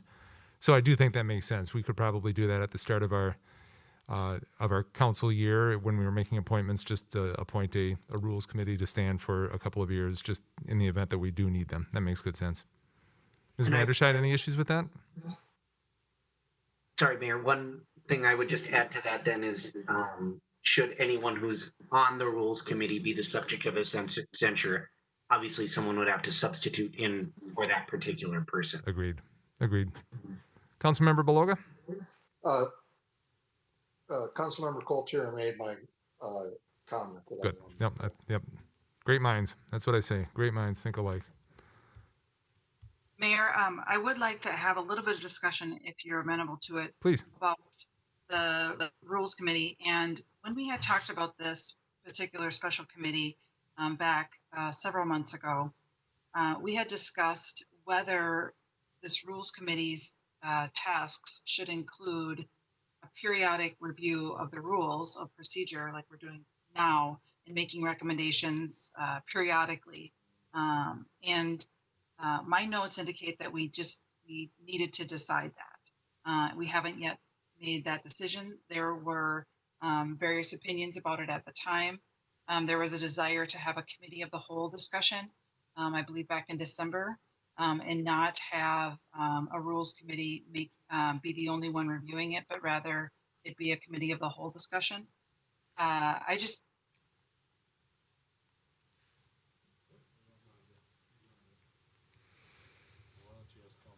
I think we lost her. So, Council, maybe we could have that discussion. I think we have an idea of what she was saying.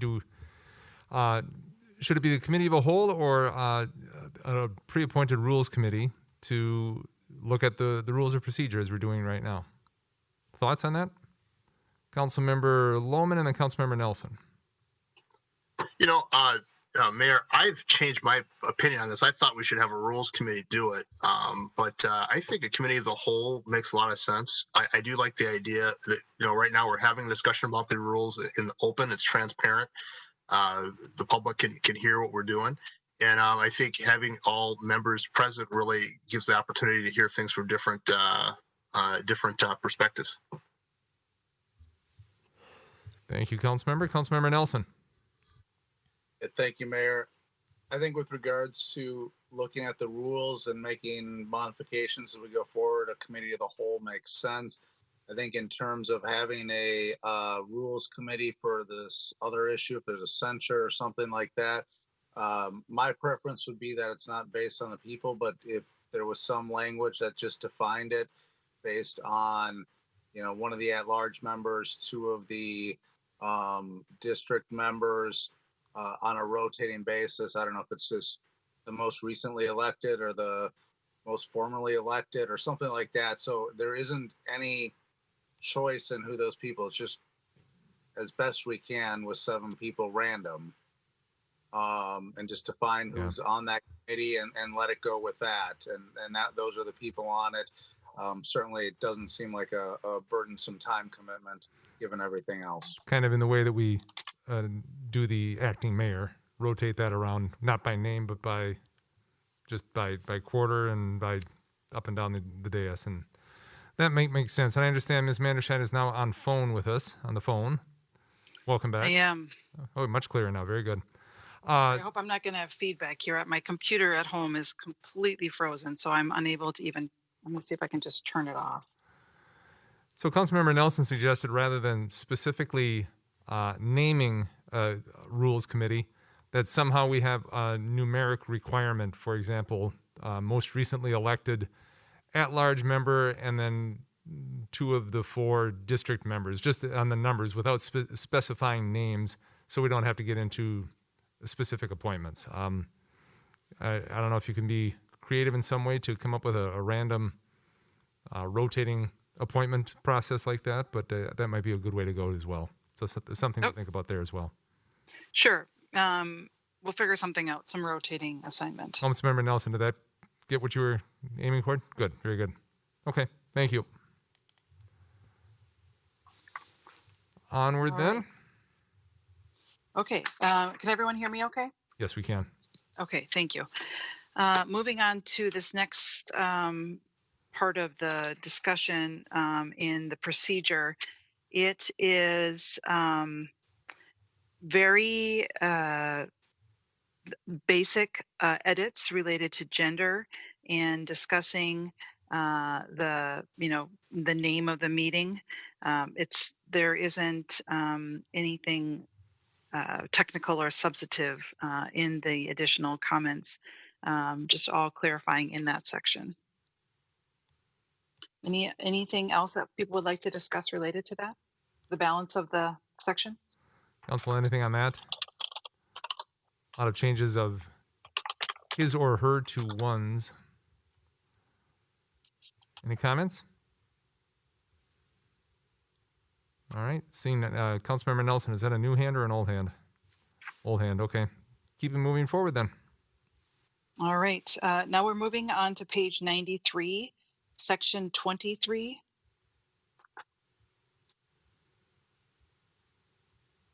This is council members may file protests against council action. It's very brief. I don't recommend any edits, but I'm happy to have a discussion about section 23.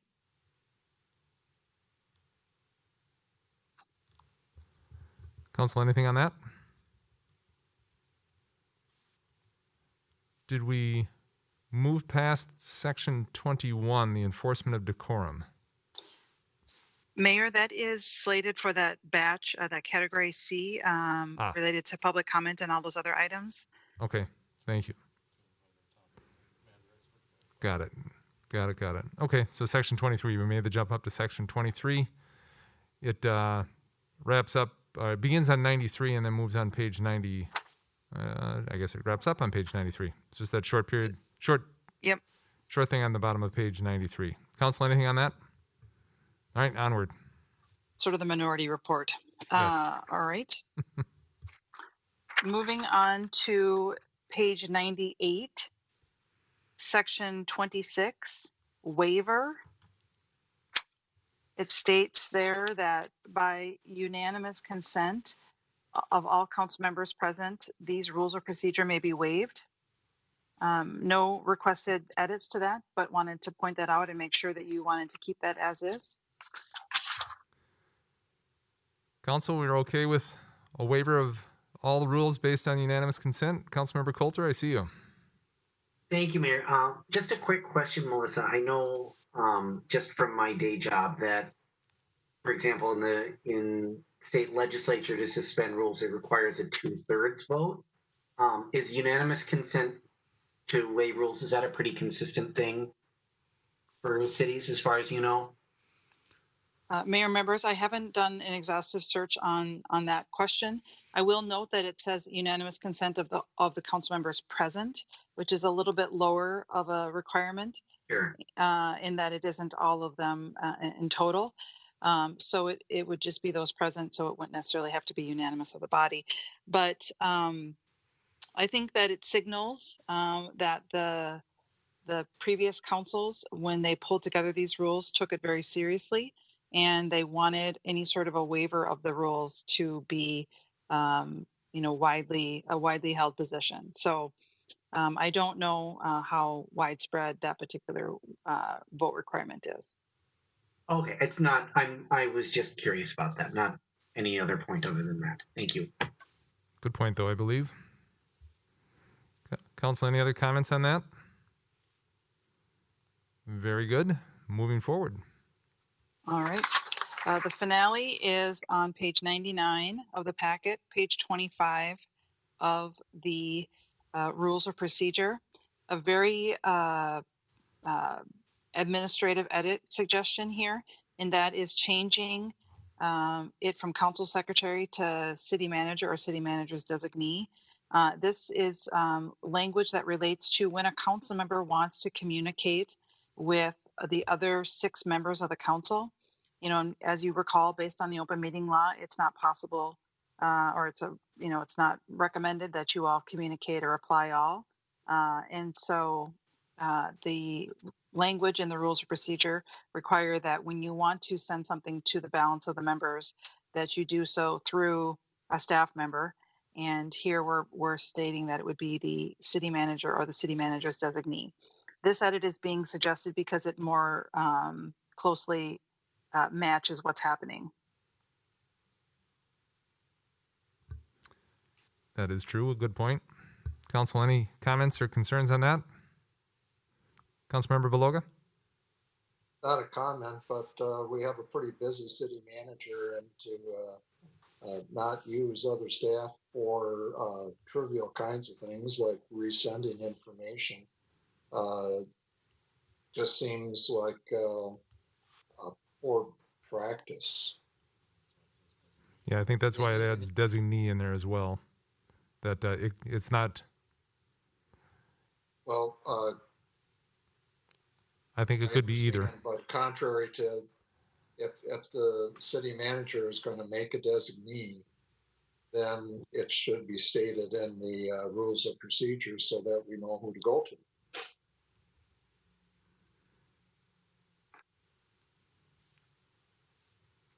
Do we want to leave it as council secretary or the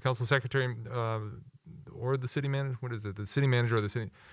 Just leave it with the council secretary or the city manager or city manager's designee. I mean, is that too cumbersome?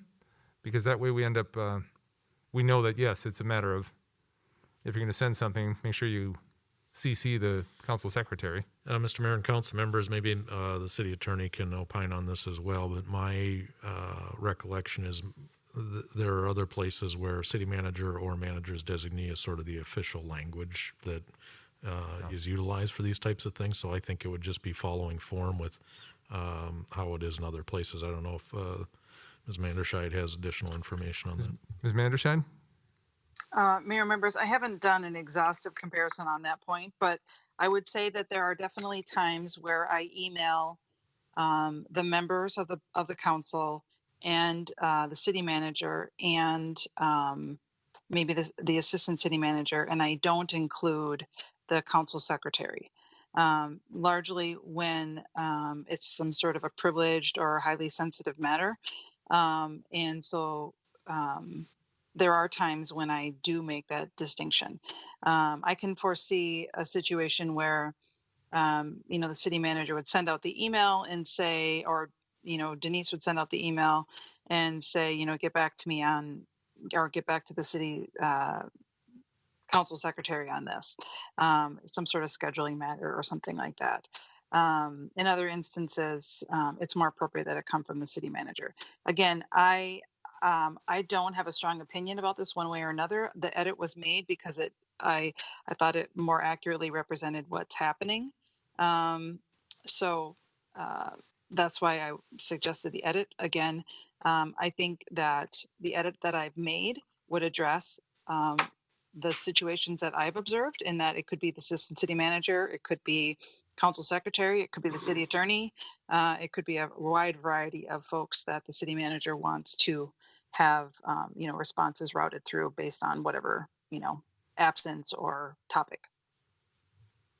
Well, maybe I'm looking at this incorrectly, Mr. Mayor, but I think what it's telling me is that if I, as a council member, want to share information with my other council members, we're creating an impediment to doing that type of thing, which in the alternative sort of makes it a temptation to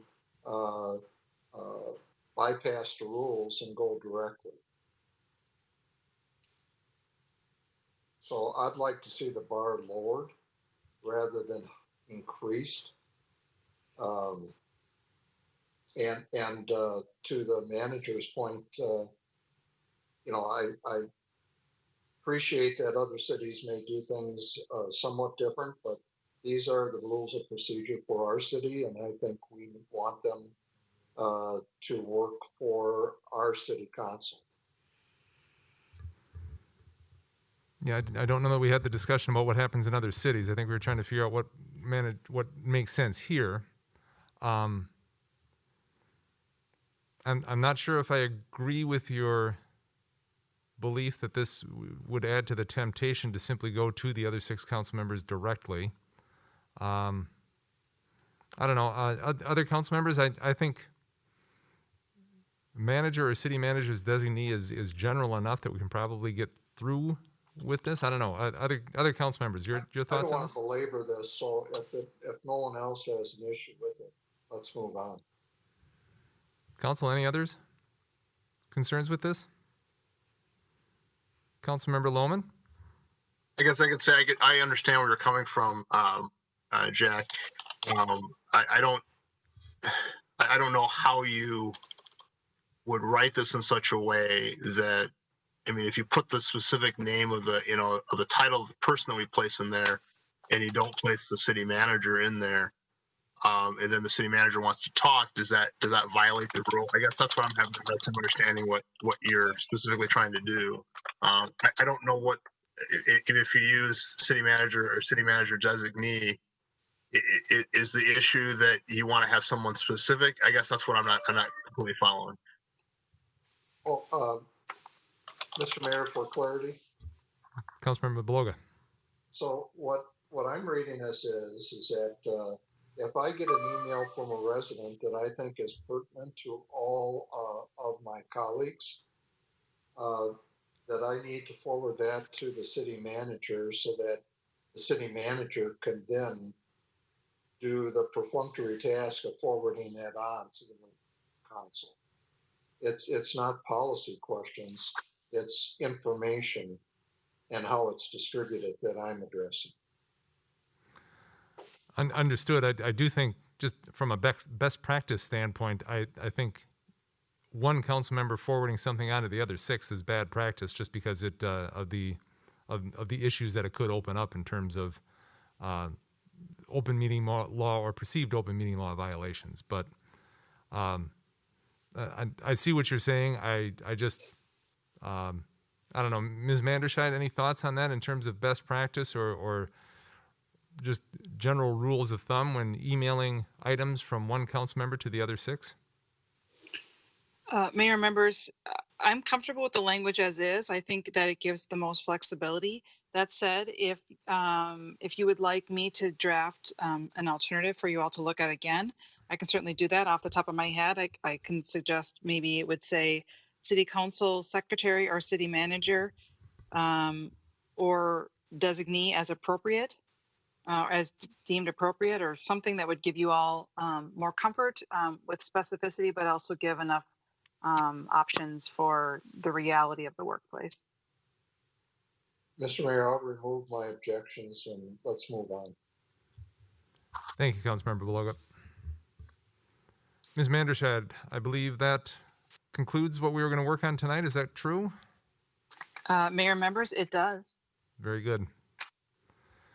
And I'm sorry, tell me again, next time we have this discussion on rules of procedure is when? Mayor members, that's actually a question I wanted to discuss tonight, and maybe the city manager wants to weigh in on that. Mr. Verbrugge? Mr. Mayor and council members, as we go through and look at the agendas for upcoming meetings, I think we're also looking at not just study sessions, but our regular meetings, if they seem to be a little bit light on other agenda items, to include these kind of discussions as part of organizational business, so that we don't have to wait to do this just once every month or so, and then if we suddenly get busy, it gets kicked. So if that's okay with council, we'll look for additional opportunities to add it to regular meeting agendas and not just study sessions. That would work for me. That sounds good. That makes sense. And Mayor, if I may, Please. I listened to the meeting that I was on vacation for your discussion about public comment. I have some guidance from that. I'm curious though. I heard one reference of Egan. Are there other cities that people would like me to do some further research on, or communities that they're particularly interested in knowing how they operate public comment? That I should make sure that I get copies of. I have a couple, in my mind of places that I can contact because I know they do a variety of different approaches. But given how important this is for everybody, I want to make sure that I do a thorough investigation and meet your expectations. And I appreciate that, Ms. Mandershad. I was the one who brought up Egan, and I think I was kind of the lone wolf in referencing the Egan model as a possible model that we wanted to follow. And other council members were not interested in going down that path. So I would say, even if you do collect information on that, don't go overboard. Just something kind of a brief summary of what they do, just so we understand and know what they do. But beyond that, as I said, there wasn't council consensus to move in that direction. So I don't know that we need to get too deep into what Egan does.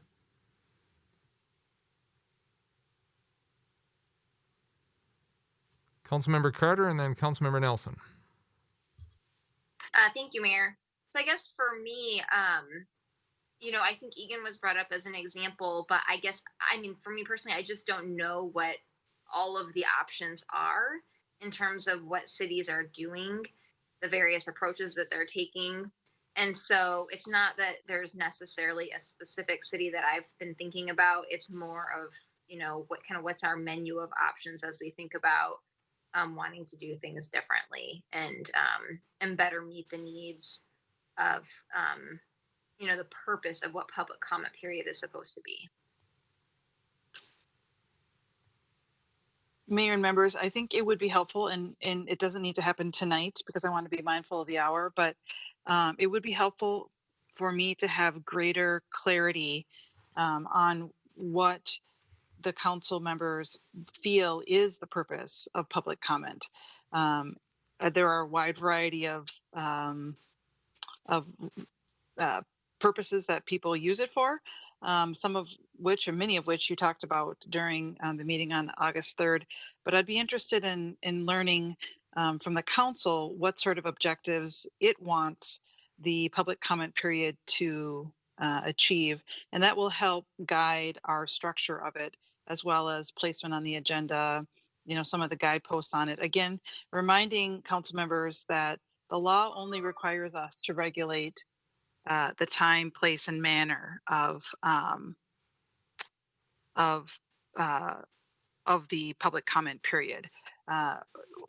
Some of the other aspects of it have been litigated, and there are challenges in addressing some of the other common challenges and frustrations that have been discussed. So we will do our best to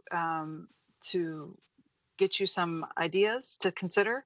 But if in the interim you come across something or hear of something through your various municipal, local government worlds, by all means, certainly give the city manager or me a heads up so we can make sure to track that down. In particular, if it's working really well or not working well from a particular person's opinion. That way we can, learn and try to come up with some best practices. I will say that I dedicated a fair amount of time in 2019, I believe it was, to this particular issue and a lot of research and study on the topic. We have a lot of resources and a lot of time that's been spent on it, but there's also a fair amount of case law on it as well. So again, there are limitations on what we can do. So there's your homework, Council. An email to Ms. Manderscheid with your thoughts on what you foresee as a public comment period, what it should be, what it should accomplish, what the goals are. Councilmember Nelson, did you have a question? No, Mayor, I just had some comments, but I'll take you up on the email to our city attorney and just share my thoughts in that way. So thank you. Very good. That'll work. Ms. Manderscheid, anything else on tonight's discussion on rules of procedure? Not at this time, Mayor. Thank you. With that, we'll move on to our final agenda item of the evening, our city council policy and issue updates. Mr. Verbrugge. Thank you, Mr. Mayor and council members. The only item I wanted to follow up on was information I had provided to the council earlier, responding to a request from a resident about ranked choice voting and the mechanics of how RCV would work and if it was going to be detailed before the general election balloting process. And as I laid out in the information to council, I think it's also good to share with the community that the process for crafting the ordinance, the timeline to do that would not be achievable before voting is to begin for the general election. Early voting begins 45 days before the November 3rd election day, which means that September 18th is the day that election or that early voting will begin. And it just isn't possible to work through the process of getting the council to respond to the various policy issues and then to craft that into an ordinance language for consideration, go through the public hearing process with notification and all of that. And that's not even mentioning that we're in the midst of election preparation right now, and we really need the expertise of our election staff to help guide this. So I wanted to make sure that we responded out loud, though, so that community members understand that the process once the election is done, if the ballot initiative determines the community wishes to utilize ranked choice voting, the next step is that we would immediately begin the work to craft the ordinances that deal or detail the process for ranked choice voting here in Bloomington, because it doesn't necessarily have to be the same as it is in other communities. And we can still do that very early in 2021 with more than enough lead time before the election to have those details in place. The mechanics, I don't think necessarily are going to define where people land on whether ranked choice voting is the process that they think that we should be using or not. And I see that our assistant city manager's making eye contact here, so I think that she probably wants to weigh in on this a little bit too. Mr. Manager, Mr. Mayor, I was just going to add that the adoption of our administration procedures, should the ballot question pass, would be done by ordinance, and therefore there would be a public hearing on that ordinance. So an opportunity in early 2021 for any resident who desired to weigh in on the administrative detail that needs to be decided in order to carry it out. So there would be a public input process even after the ballot question. Very good. And I would even say if the mechanics or the administrative detail of ranked choice voting do influence your decision whether or not to support or not support ranked choice voting, I think that's entirely up to you. And if that's one of the things that goes into your decision whether or not to support it or not support it, it's perfectly understandable. So but that's the kind of the reality of where we are in terms of timing, in terms of staffing, in terms of how this is all kind of playing out, and understand people's desire to have all the specifics and all the details, but unfortunately we're not going to be able to have that because we do need the time to put it together, and ultimately we'll have a public hearing on it anyway, one way or the other. So, anything else, Mr. Verbrugge? Council members, anything to add? Any items to bring up? Councilmember Coulter. Thank you, Mr. Mayor. Just a couple of quick things. The first thing that I want to bring up, I've been thinking a lot about, we've had some conversations lately about transparency in how we operate as a council and how the city operates. And what I've come to think is that there's a bit of an overlap in some folks' definitions of transparency and accessibility. And, I was thinking back to, I forget if it was our most recent meeting or the one before that, where the city manager laid out all the different opportunities that folks have to access different information, the e-subscribe, the website, and so on. And what I took from that is that it's less about what information is out there than it is about how easily it is for folks to get to it. And so one of the thoughts that I have had, and I base this on my day job, I mentioned this at one point to staff several months ago, is even just simple things like written out social media posts that detail the agendas. So for example, earlier today through the city Facebook page, you could have easily just said, here's what's on the agenda for tonight's city council study session, in the 3 or 4, however many items it was, so that folks, it's just another way for folks to sort of access that information so that folks don't feel blindsided. And this is something that if you go on Facebook and look at the Minnesota Senate or House of Representatives nonpartisan information services offices, this is something that they do when bills are coming up to the floor for action, is they'll say, this is the agenda for today on the Senate floor, and lists however many bills they're going to take up. And so I just kind of wanted to put in a plug for staff to think about that, and whether that's the council or boards and commissions or some variant thereof, just another way of hey folks, here's what's going down tonight at the council meeting. If you have any questions, get in touch with the council members. So just something I wanted to put out there. And then the second thing that I wanted to bring up, I guess I would say, is more of a question for the council. I am grateful that we have Dr. Kelly every meeting laying out the latest information about COVID and the sort of public health specifics of what's happened in our community thus far.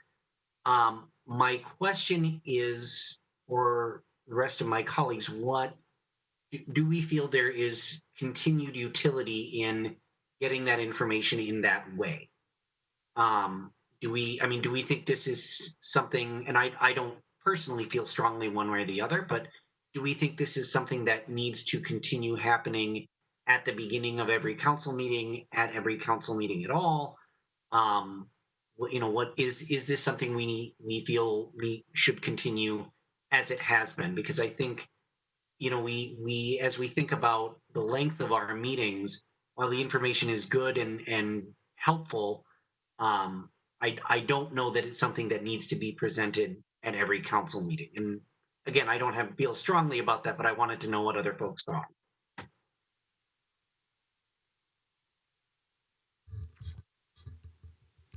I'll just say the reason Dr. Kelly appears before at the start of each of our meetings is because we asked him to.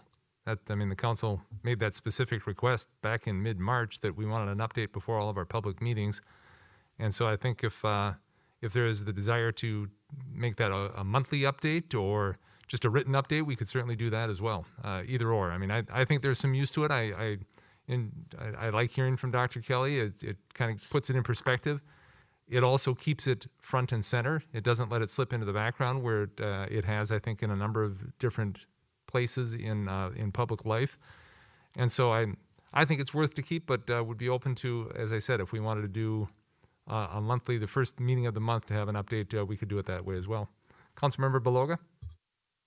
Thank you, Mr. Mayor. I have that same comment, especially now since we have on the website the COVID statistics, which is the majority of what Dr. Kelly presents to us each meeting.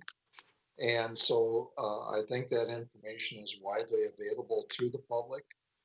I know I look at it on a regular basis, and I know that many people do. And so I think the conditions have changed, and I would go for a periodic update by Dr. Kelly rather than a every meeting update. Others? Opinions one way or the other?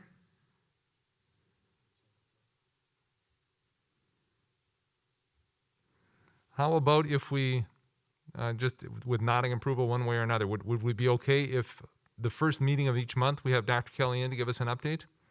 And we get an update and otherwise refer to the council, refer to the website to get the information we need? Okay. Why don't we plan on that? And I'm sure Nick wouldn't mind his Monday evenings freeing up like that. So, okay, very good. We will do that. Council, any other business to bring forward this evening? Seeing none, I would entertain a motion to adjourn.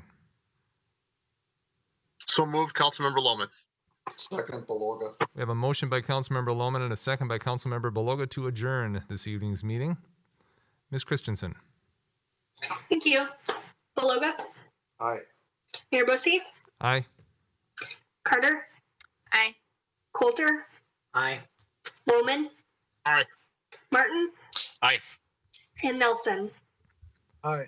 Motion carries 7-0. Thank you all very much. Also, a big thank you to staff. Good job again tonight with presentations on the Park and Rec Master Plan and with racial race as a public health crisis. I appreciate that. Appreciate the discussion we had around that. And with that, we stand adjourned. Thank you all very much. Great evening.